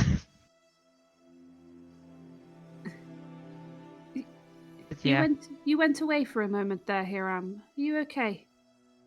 I'm sure I really need to talk to Emily. I don't want to, but I really need to at one point sit down and talk to her about what happened, and I am dreading every goddamn second of it. I have to send her away. I have to send her home. Yes? She died, Badger. I can't do it again. I know, Hiram. And Badger sort of reaches, I guess, out for Hiram's leg and sort of pats it gently and Gentle understandingly. pat on the bum. on the hip. I know, Hiram. I know, it's horrible. Oh, she's going to hate me. Maybe, but it is for the best. One day she'll understand. Yeah. I mean, I would just take it if she's alive to understand. Or not understand. Yes, that too. Yeah. Brain creatures and civil war and... What is our life? It's a puzzle, but we are on the road to finding out more. Yeah. Yeah, it's gonna be fine. On the other side of the group, like Catcher's kind of up ahead, teaching Emily songs with risky lyrics about nobility. And Balthazar and Zumbo, you find yourselves kind of walking side by side. And you can't help but overhear snippets of the conversation between that Hiram chap and that Badger, the monk, the one with the pink hair. And like, yeah, you overhear enough of the conversation to kind of figure out what was going on. And like realizing that the two of you have only really got each other to talk to right now because Slate's disappeared into your armor somewhere. Balthazar. Itchy. Itchy. Oh. What do you two make of what's just been said? Well, that doesn't bode well for us, does it? If some of them have died already. Right, maybe, but they brought them back alive, right? That counts as something. Yeah, but would they do that for us? We're pretty new. Yeah. I'm not really sure how that would work for me anyways. Yeah. How would that work? I mean, I don't want to be rude, but are you alive? Well, I don't breathe. I don't really eat. I don't really drink. But I do think that maybe I am alive. What's the first thing you remember? If you don't mind me asking, and tell me to buzz off if I'm being nosy. I opened my eyes, and there were two goblins looking at me, and they were talking about the experiment and something going wrong. And then they told me a bunch of things. Oh, I'm doing a roll. And then and then they whisked me off to see you guys. I'll do that roll now, Dan. Yeah, if you roll me a history check, and if you want, you can try and remember further back. Plus 1d4, d6. Wow. Holy moly! What is that? A 19 roll here. Okay, D6. so Balthazar, as you retell your first memory of waking up and looking at the creatures that you've just misidentified as goblins, Oh, right. you stop and because that's the memory that comes to mind. But then you can feel like there's something else, and as you try and focus a little harder, you have a memory. You're in this like little cottage. It feels quite homely. You look out the window and you can see some rolling fields. And as you look down, there is a cake, a homemade cake in front of you with 9 candles in it. And as you look up, you can see faces that you feel like you should remember, but their features aren't quite clear. But you feel like that's weird. You feel like they're family, maybe. And you look back at the cake, and as the words "I can't breathe" ring through your mind, you take a deep breath and blow the candles out. And Balthazar will dress Zumbo. That's what I remember. And what about you? How long were you your captain for? Oh, well, a fair few years. I got my start with the Blue Dragons, but I wasn't a captain then. I had to work my way up and got my own ship, and was independent for a little while, and then one thing or another, I bumped into these lot just before you did. Actually, I've been meaning to talk to you about that. I think you missed the arrangement where I agreed to take these lot on as my sort of trainee crew, if you like, and show them the ropes, and I'd follow them around for a bit on their adventuring jobs and see if they've got the stuff to really cut it with me, if you see what I mean. And well, I think you missed all that. So I was wondering, what kind of job do you think you could fill in the crew? I mean, you'd make a cracking lifeboat lad, if that's of any interest to you. I'm not really sure yet what I do. Lifeboat might be it for now. What are you going to do with us? We'll get back onto the Sea of Fallen Stars as soon as we can and start making a name for ourselves again. I've got a reputation to uphold, and it don't look too good if I'm gone for too long. People start whispering that the seas are safe and you can start sailing freely without being pillaged. It doesn't look good. It's not good for a chap's reputation. Oh, piracy. Well, it's an ugly word, lad, but yeah, basically. That must be fun. Yeah, it's nothing like it. You'd be great. You'd be great. The way you took on that tentacle, you're a natural. Okay, well, thanks. Yeah, but lifeboat for now, and we'll see how you get on, eh? Okay. Yeah, we'll and try. if we come to any water, we'll see how well you float, because be good to test that out. I think before we actually need you to be a lifeboat. Well, I don't think I can drown, so that's pretty useful. It's not you I'm worried about, lad. And I think they'll continue exchanging stories, with Balthazar pestering the captain for more stories. Okay. Well, okay, so in which case, at the front of the group, Katja, as you just kind of come around to finishing teaching Emily another song about the nocturnal activities of the Daunting Horn, the Daunting Horns, and as you kind of glance up, you notice that in a tree up ahead, there are a number of short, almost kind of like shoddily made arrows sticking out of a tree up ahead. And as you look around, you can see that there just seems to be a lot of kind of disturbance in this part of the woods around you. And as Katja, as you stop and everyone kind of stops behind her, looking at the map, you realise that you've reached the last known location of the supplies. weren't hiding them very well, were they? I mean, arrows all pointing inward.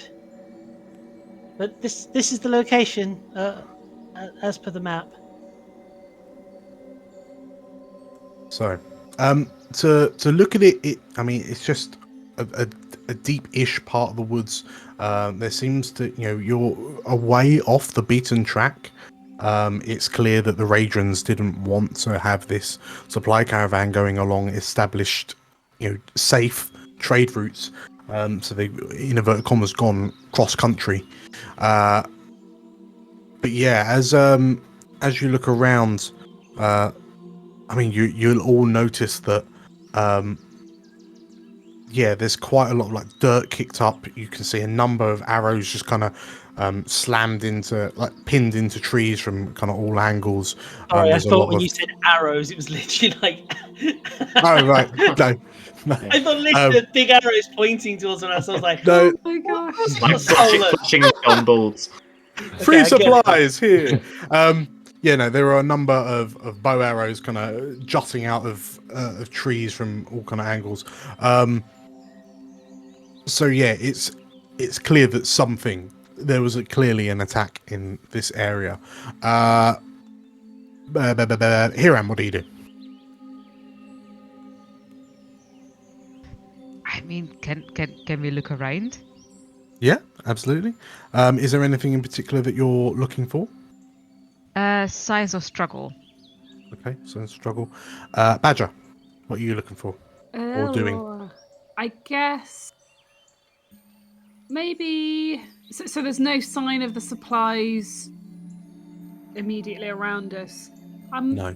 Would there be any benefit to me climbing a tree and doing my treetop scout thing again, just to see if I can see anything in the surrounding area, like from up high, that's not obvious from the ground? Yeah, no, absolutely. You can climb up. So you're climbing a tree. Yep. What's Catcher doing? Catcher's going to let Drawl sniff around. Sniff around? See if Okay. his big nose can pick up anything. Yep, no worries. Balthazar?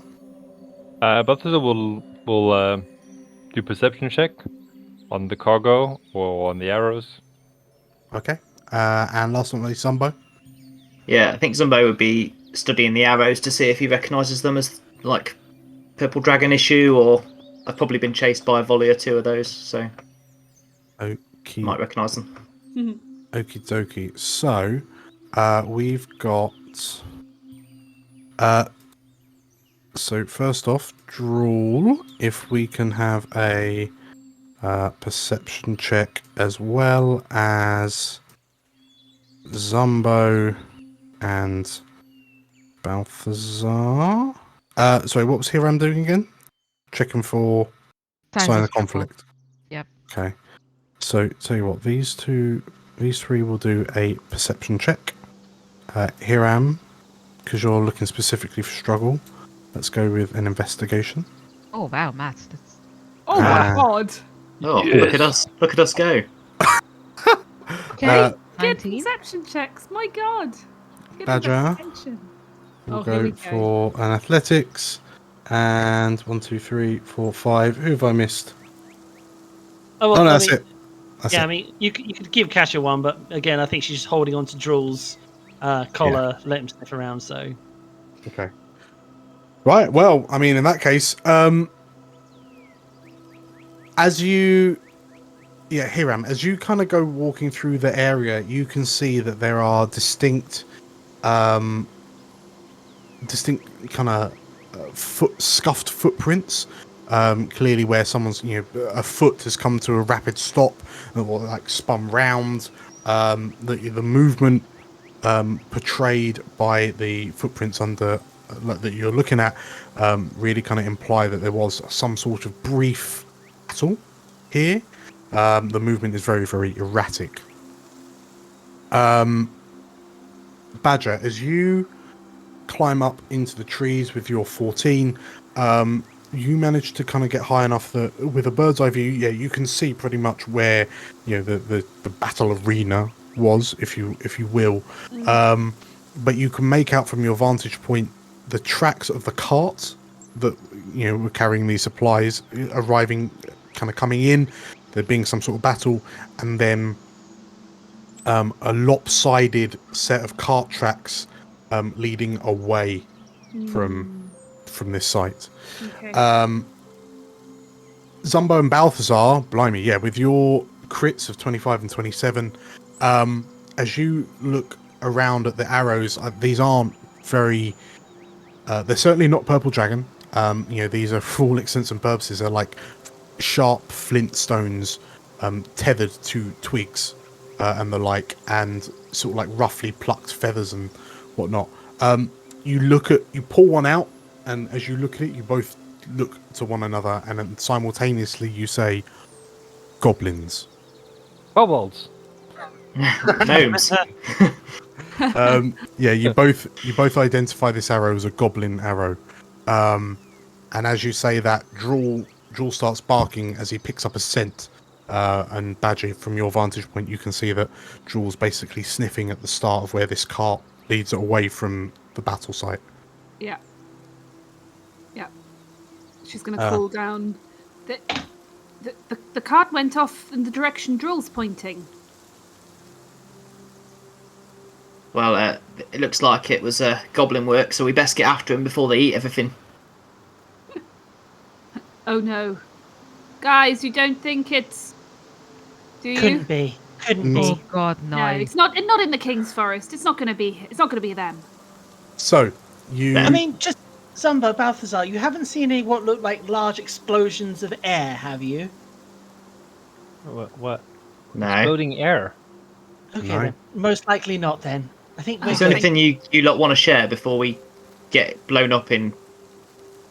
Very honest. No, I'm sure it's fine. Badger Yeah, says as she climbs down. Not what you think it is. You do not want to know. It's fine. It's fine. You'll know if it's the thing we think it is. Are we talking about flatulence? Thankfully, no. Okay. So yeah, with your array of gleaming skill check passes, you successfully kind of track the direction in which the cart was taken, by the looks of it, by goblins, and you're able to make good pace in that, in chase in the same direction.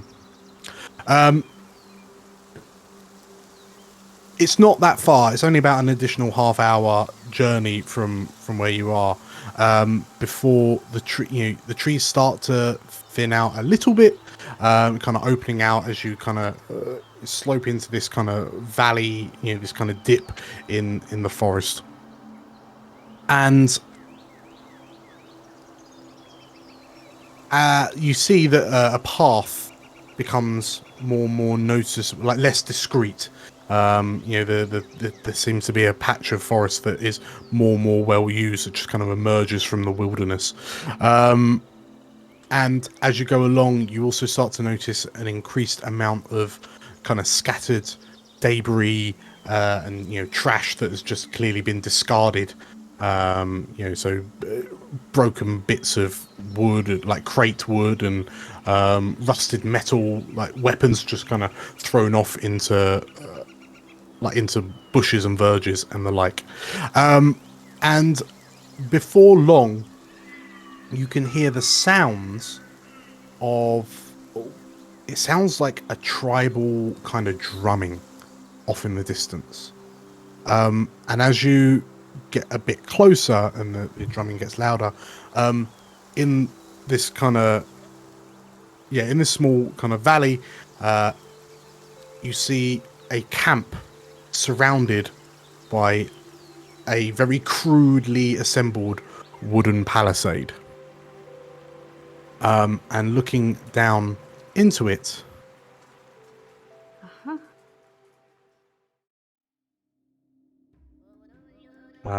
you see what appears to be some sort of goblin camp,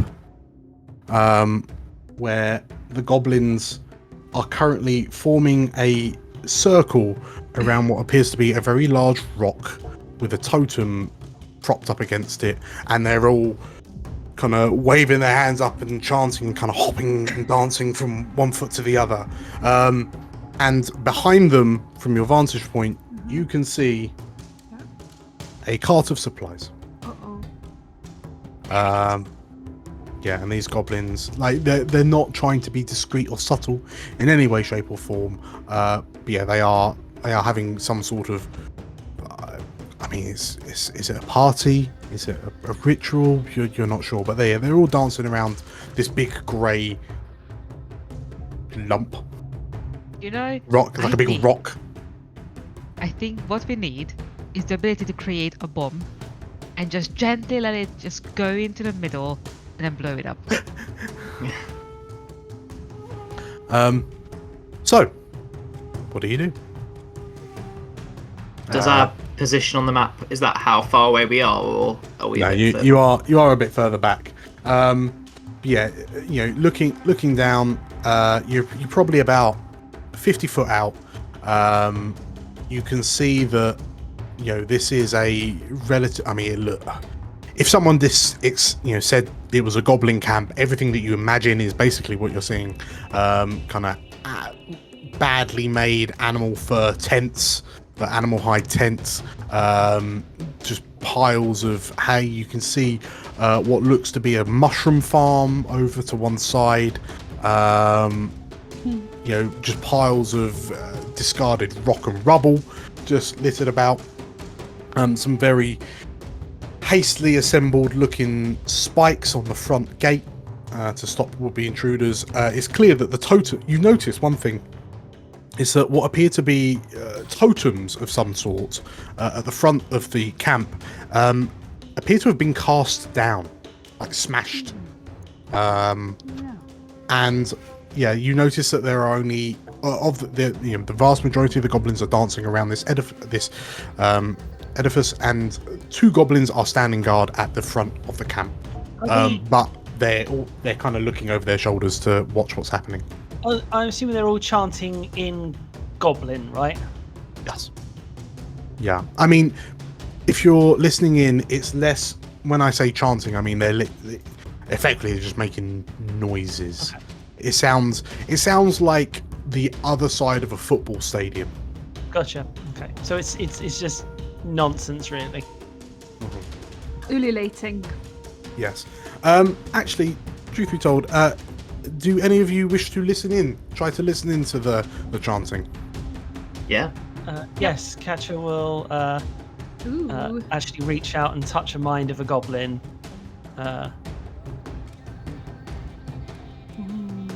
And understand any spoken language that she can hear. The literal meaning of any spoken language she can hear. Okay. So we don't need to do that because you'll pass it anyway. So if you 4 roll me a... Oh, sorry, beg my pardon, not a persuasion. If the 4 of you roll me a perception check. I'd much rather do a persuasion if that's alright. Then. Oh, no, there we go. Oh, 25. Double crit. Okay, so Balthazar, your maybe fight or flight starting to kick in a little bit. Hiram, it just sounds like a raucous noise. Badger and Zumbo, you can hear like a noise that seems to be getting repeated over and over again. And that noise is booyah, booyah, booyah, booyah. And Catcher, as you hear them chanting booyah, booyah, you know that booyah means like it's difficult in terms of like a literal translation. It's somewhere between like great one, god, just like a symbol of reverence for the goblin community. It's not. They're yeah. Oh, and they're chanting it at this rock. Catcher sort of relays to them. It's like it seems like they're chanting to a god, a great one, some sort of hero, I suppose. Zumbo, with your, because you rolled a nat 20 on your perception check, as you're looking at them, you can hear the goblins shouting booyah, booyah, booyah, booyah. You see the rock shudder slightly. Like it moves ever so slightly. Did anyone else see that? I don't think rocks are supposed to do that, are they? What did it do? Twitched. Went all funny for a bit. I'm pretty sure I'm sober. So they're chanting to some hero or god in the rock? Possibly. Maybe. Yeah, it's a great one. God is fundamentally what they're saying. Maybe. Do you reckon we could just trade them for our supplies before whatever's in that rock comes out? I mean... Yeah. I think maybe the small ones should go up and talk to the ones on the gate. See if we can reason with them. I could offer them Betty and see if they'll make a trade. But we also don't want to end up as a sacrifice to Boya. Now, we could say that we're, presenting our offering to Boya. And in return, could we please have our supplies back? 19 on stealth. As you're discussing this, everyone make me a stealth check. Oh no. 17. I've got +7 on that as well. Oh no. Drool's one disappeared. I saw it flash and it vanished, so I don't know what Drool got. That's fine. Okay, roll. Okay, so as a group, you roll a 13. Mm-hmm. And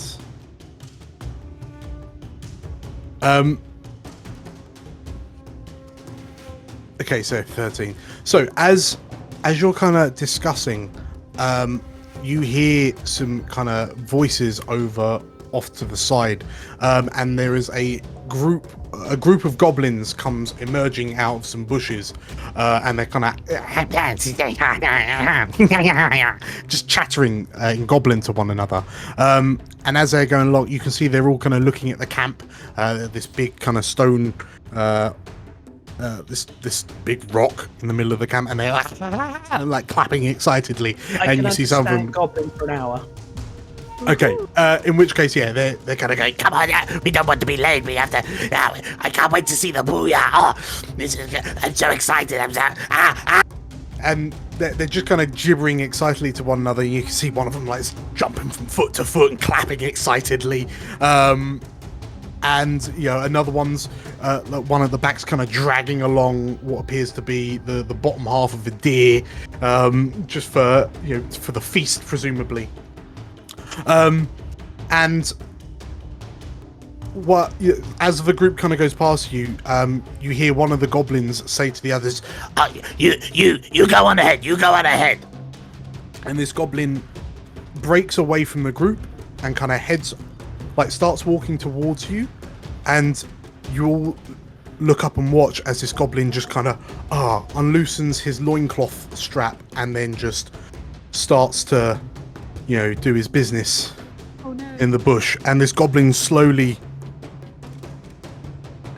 looks up and sees Balthazar's shiny helmet staring back at him from the bush. And this goblin blinks a few times, and you just hear the sound of the goblin doing goblin things on the branches and on the leaves in front of you, and then he turns and sort of like runs. Balthazar goes, ah! And as he spins and turns to run, the loincloth goes flying off, and this goblin runs off, bum cheeks clapping as it runs off into the distance to catch up with its friends. Have the others heard it yet? So the others stop to look and then notice their friend running towards them, as naked as the day he was born. Okay, there's probably no point me trying to catch him then. What do you do? The naked goblin is halfway between you and his presumably group of friends. As he runs past, Zumbo just lifts up Betty and goes, "Booyah!" And presumably the goblin just ignores him and just keeps. Yes, unfortunately. Anything else? Is anyone else doing anything while this goblin turns and flees? I would imagine Emily will try to shoot it. Hostilities have erupted already. Not Okay. lethally, but somewhere in the kneecap Just shoot this region. naked goblin in the back, sure. Okay, so this, In the pub. so you all watch as this, this goblin's still weeing as he runs, Oh, no. and Emily just kind of rises up from the bush that she's hiding behind, and then you see her just sort of like very carefully, kind of get a good gauge, and then she just bang, like fires off this crossbow, and you watch as this bolt like disappears down, thunks into the back of this goblin, and the goblin hits the dirt and grinds a couple of feet with this bolt sticking out of his shoulder blade. And you just hear him go shouting, screaming in death cries. Oh. And Emily just kind of shakes her head and, "I'm getting rusty," she says. At the sound of the goblin screaming in pain, you notice that the camp has gone quiet. Oh, And as you fun. look, there are dozens of goblins looking up at you. And like in unison, they all point a finger up towards you and shout in unison, Booyah! Booyah! Booyah! What do you do? Booyah! Yeah, maybe we start cheering as well. Yeah. We pretend we're here for the festivities. Yeah, we just start like dancing towards them. It's like- Yeah. Yeah. Oh yeah. Okay. Actually, behind you playing as like a very broken song, like booyah, booyah. as we pass the dead goblin, I kind of like pick him up and drape his arm around my shoulder and just like. This is it. He's not dead. We can In that- anything. If he's not dead, Hiram is going to kind of pat on the shoulder and heal him a bit. Okay, cool. Yeah, no, He's fine. He's fine. he's screaming as if he were about to die. He's not quite there yet. But yeah, you can certainly pick him up and give him some healing. And then he's just, because he's still got this bolt sticking out his shoulder. So he can't really lift his right arm. And, I'm assuming you're holding him at arm's length because, he's still very naked. Well, I'm not picking him up. Oh, right. I'm No, just no. like, lean down, pat him on the Zumbo and- shoulder. Zumbo and Badger have him. Like, Yeah, we're dusting him supporting off, him like- at the side. Yeah. Oh, God. Yeah. Trying to convince his mates that we've not just murdered him, that he's just tripped and he's all right. Okay. Okay. So, as you head down, you pick up this wounded goblin, and then with your collective cries, like chants of "booyah, booyah," I'm gonna need a persuasion check from you all. Okay. Can I? Actually, sorry, I'm gonna Is it veto not that. I'm gonna performance? cancel that, and we're gonna go performance instead. Beg my pardon. Beg my Cat is pardon. gonna. I think this Help is going to be an with both appropriate of roll, as my charisma is not high, so that works out. Yes. But God. Balthazar is crying while singing Booyah. Badger's loving it. 19. Yeah. Hiram is incredibly confused with a 5. So you've noticed that all the small people, Hiram, are now chanting "booyah, booyah," and as you kind of head down the hill with this wounded goblin with a crossbow bolt sticking out his shoulder blade, the group that this goblin was traveling in are looking at you, and like they're looking at each other confused because you're chanting "booyah, booyah, booyah," and in fact, Can you speak the language? No, you just comprehend them. Okay, yeah, you're saying "booyah, booyah," and they're looking at each other, and you watch as these goblins start smiling. And they look at you with wide eyes and rotten teeth as they "booyah, booyah, booyah," and before long you find yourself surrounded by this group of goblins that were heading down the hill, and they're all clapping and chanting "booyah, booyah." Balthazar, one of them's kind of banging on your the back plate, like a gong, bong bong boo yeah, as you go down. Hiram, you find yourselves like two goblins kind of grab your hands and try to sort of like skip with you as they're chanting booyah. And like all the goblins in the camp have seen this, and they all just kind of, as you get closer, they realise the booyah is still alive and well, and they all, hey! And they'll begin cheering and dancing, and the party continues. And you end up in the camp. Okay, You're not really sure how this has happened. This is a terrible idea, Catcher says telepathically to everyone. Yeah. As we get close to the cart, do the supplies on it look carryable? If one was, if going backwards and forwards, doing a lot of trips, could someone do it by hand? Probably not, no. The vast majority of the supplies are kind of in crates and large boxes and the like. Alright, no worries. And so, yeah, realistically, you're going to need the cart. But yeah, so as you're led into this camp, Hiram, you watch as kind of two of the goblins like kind of grab Emily's hands, and then they start jumping up and down with a boo yeah boo, and like Emily just kind of gets kind of pulled away from you as the rest of the goblins kind of pull you in front of the rock, and yeah, as you get closer, the sounds of the chanting get louder and louder, there are drums. Some of the goblins have found some drums, and they're boom boom boo yeah boo yeah.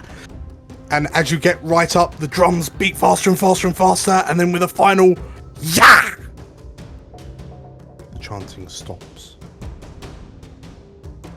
And you find yourself standing kind of awkwardly in front of this rock, except it's at this point, like up close, you realise it's not a rock. It's like, it's a shape for sure, but this isn't stone. This is like a, like burlap sack and grey fabric, like something's. And a group of goblins kind of run up to the side of the rock, and you notice that on this rock there's these kind of glowing pink crystals jutting out of it. You can see that there are shiny stones and random coppers and silvers like at the foot of this rock, as almost as if it's been given as some sort of offering. And the goblins grab this kind of fabric, and as they pull on it, you watch as it gives way.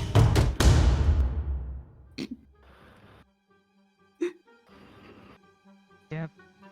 As it gives way to, I imagine if it's who I think is Catcher immediately. what appears to be a 12-foot tall female goblin with glowing yellow and pink eyes, who looks somewhat concerned, a little bit scared, very confused. And as you look up, right up the nostrils, you realise, this is Jick. Jick the goblin. Jick! And one of the goblins looks at you and, not Jick! Booyah! And the goblins, hey! Booyah! Booyah! Booyah! And Jick just this massive overgrowth, this huge goblin, who's, you realise now, has just been sat on a rock, and for some unbeknownst reason has been covered with some sort of like fabric tarp, just kind of sighs slightly. The totem pole that was propped up against the side, it's a staff that Jick was holding. You can see that she's been festooned with some sort of animal skull, and there's some feathers hanging off it. She looks very perturbed. You see her looking around at the goblins, who are all cheering, and kind of, some of them are now bowing, and sort of flapping their arms and smacking the ground in worship. This is happening. Catcher explains to Balthazar over the noise, like, Jick is a goblin we saved once and twice now, and she seems to be, I would say, a friend of ours. But she has magic powers. Balthazar is just terrified and like doesn't move, just stares at this giant figure. So yeah, as Catcher says, magic power, like the goblins around stop and and yeah, Jick looks to you, kind of lets out a sigh and Help! she says,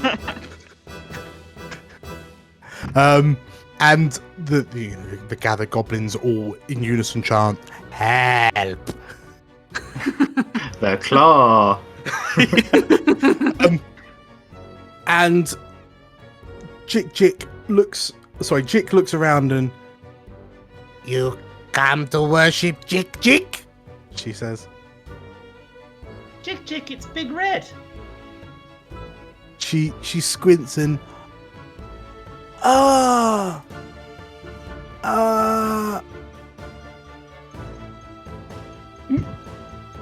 remember Big Red. Hello! and she looks down. Big Red, very small. Jick, big. Jick is big. Jick, very big. What? Why Jick so big? And the goblins gather around and Jick is booyah! they cry back. You appear to be their chosen one. Has Jick a choo-choo? Jick kind of bites on her bottom lip a bit nervously and looks around and Jick still sneeze. Yes. Make Jick make big bada boom. What do you think, Katya? Do you think Jick sneezed and made herself big? Time she sneezed, it was fundamentally a big spray of colour. So I think if I remember rightly, it's every time she sneezed, something weird happened. So maybe she sneezed herself big. Maybe if we make her sneeze again, something else will happen and she won't be big anymore. Or maybe she'll get even bigger. Oh dear. Or she turns into something new. Oh no. Or she glitters. Maybe we can convince her to let us have the supplies? Because we're friends? Jick looks around, like, as you're talking, you notice that Jick's just kind of like picking in one of her ears. It's almost like she's finding it difficult to focus on individual things. And then she looks at you and almost like the look on her face it says that it's almost like she forgot that you were there. And then this little goblin, this huge 15-foot tall goblin, then says, Last time you saw Jick, you saved Jick from Boss Brog. Where Jick came back and because no Boss Brog, they made Jick boss, and then Jick sneeze, and then Jick booyah. Jick, do you want to stay big? Oh, that feels wrong somehow. Say it that way. This huge goblin just kind of looks around, and I mean, you just kind of get the feeling that the way that these goblins are just kind of looking at her with these kind of doughy eyes, it's clear, like, she just looks really, really uncomfortable. You kind of get the feeling, no, she doesn't really want to be the booyah anymore. She doesn't want to be big. Iram, if I'm whispering this, if you can convince this big lass here to push that cart for us, we can get her out of here. Kind of a tit for tat arrangement. She looks big enough to just push it by herself. The downside is she'll probably bring all the goblins with her. I mean, technically that means we also bring back recruits. Yeah, they weren't specific about the species the mercenaries had to be. Oh my goodness. So, Are you floating this idea to dear old Jick? No. Dear. No, I really have a feeling that's not going to end well. No, Like- but imagine. I'm sorry, I don't care. But imagine. Oh No, my it's god, it would be amazing. the I love best. I love it as a plan. I mean, All for we could it. always ask Betty to make her invisible, and she can push the cart away while we keep them distracted. How do we? And Kat just sits there, just as she sort of says, "How do we distract them?" She's like, "Oh, I have a terrible idea." What is it? Well, I mean, I don't know how I'd get out afterwards, but I could keep them entertained for a little bit. Oh, you can play and I'll dance, and Balthazar can do percussion. Balthazar, Actually- whilst this has been happening, a goblin has still been banging on your back plate. Bong, bong, bong, bong. Hey, quit that! Stop! Oh yeah. Oh yeah. And Balthazar will like knock him slightly with like the end of his staff. Hey, quit that! As you kind of waggle your staff around, like because this goblin's just kind of rapping on your back and booyahing, that just starts to seem to restart a wave of booyahs. As the goblins all start celebrating, you notice some of them kind of climbing onto the supply crate, and one of them, booyah, like lifts up this big sack above his head and starts like waving it above his head, you know, Star Wars sand person kind of way, and the goblin, so as it's dancing from side to side with this heavy sack on its over its head, as it skips to one foot, slips, and as this goblin goes tumbling off the side of the cart, the sack hits the one of the wooden struts that would connect it to a pack horse, and the sack splits open. And you watch as this fine light brown powder just kind of puffs out into the air. Ah. And Zumbo, you're closest to it, and like as you kind of get covered in this dust, you like your nose starts itching, and some of it goes in your mouth, and it tastes. Is that just a sack of white pepper? Oh As you- no. Oh no. And you wonder why on earth there was a sack of white pepper in this supply crate.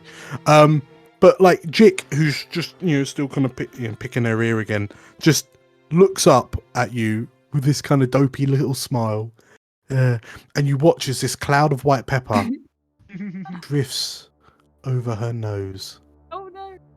and there's a little look of shock on her face, and then her eyes open, and you just watch as these nostrils flare as she involuntarily takes a big huff of white pepper. Take cover! You just watch like the goblin that tripped off the cart just kind of looks up. You see all the other goblins stop. Their booyahs just stop, and they're all frozen in place. And Jick is just kind of frozen for a moment, and then she.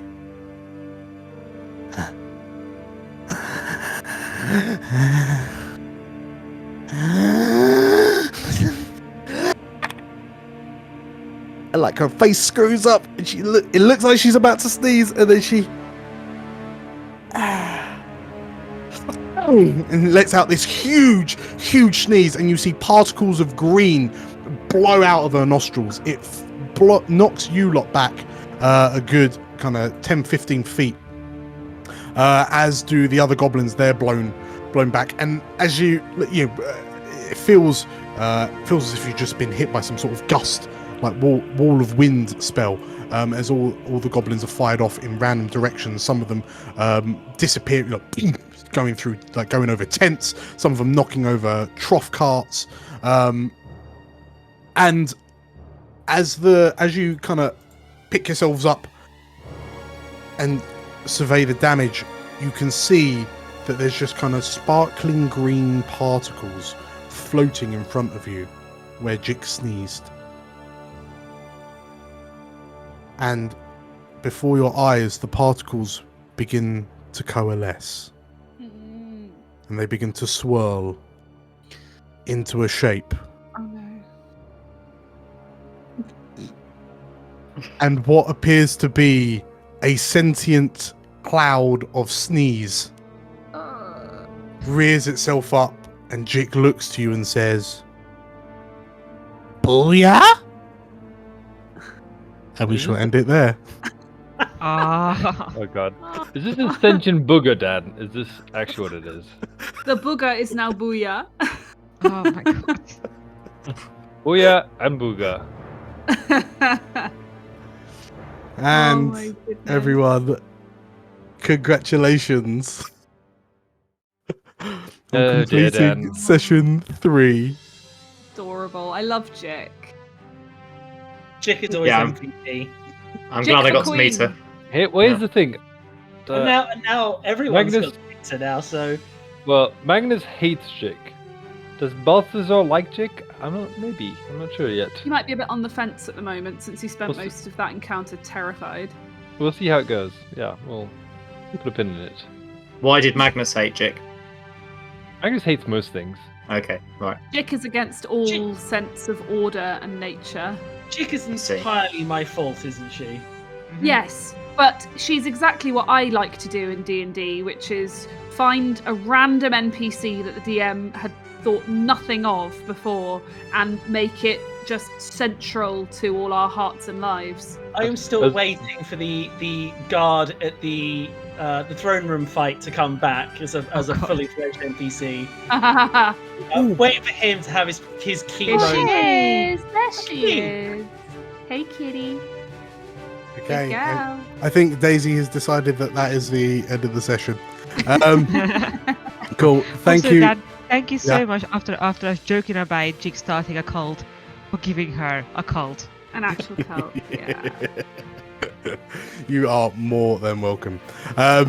So yes, so thank you all for coming along. I guess I'll see you all next week. See you next week. See you next then. week. Do. That's bye. Bye. See ya. Thank you for joining us on another episode of Cormyr Echoes of War. Catch us next week to find out more on the plight of the Raedrans, as well as just how dangerous a goblin sneeze can be. If you like the video, make sure to click on the like button and let us know your favourite bits down in the comments below. If you really like the video and cannot wait until next week for more, you'll find another video down over here. Whether you like the video or not, consider subscribing to the Explorers of Elsewhere channel because you are an amazing person. Until next time, may the realms endure.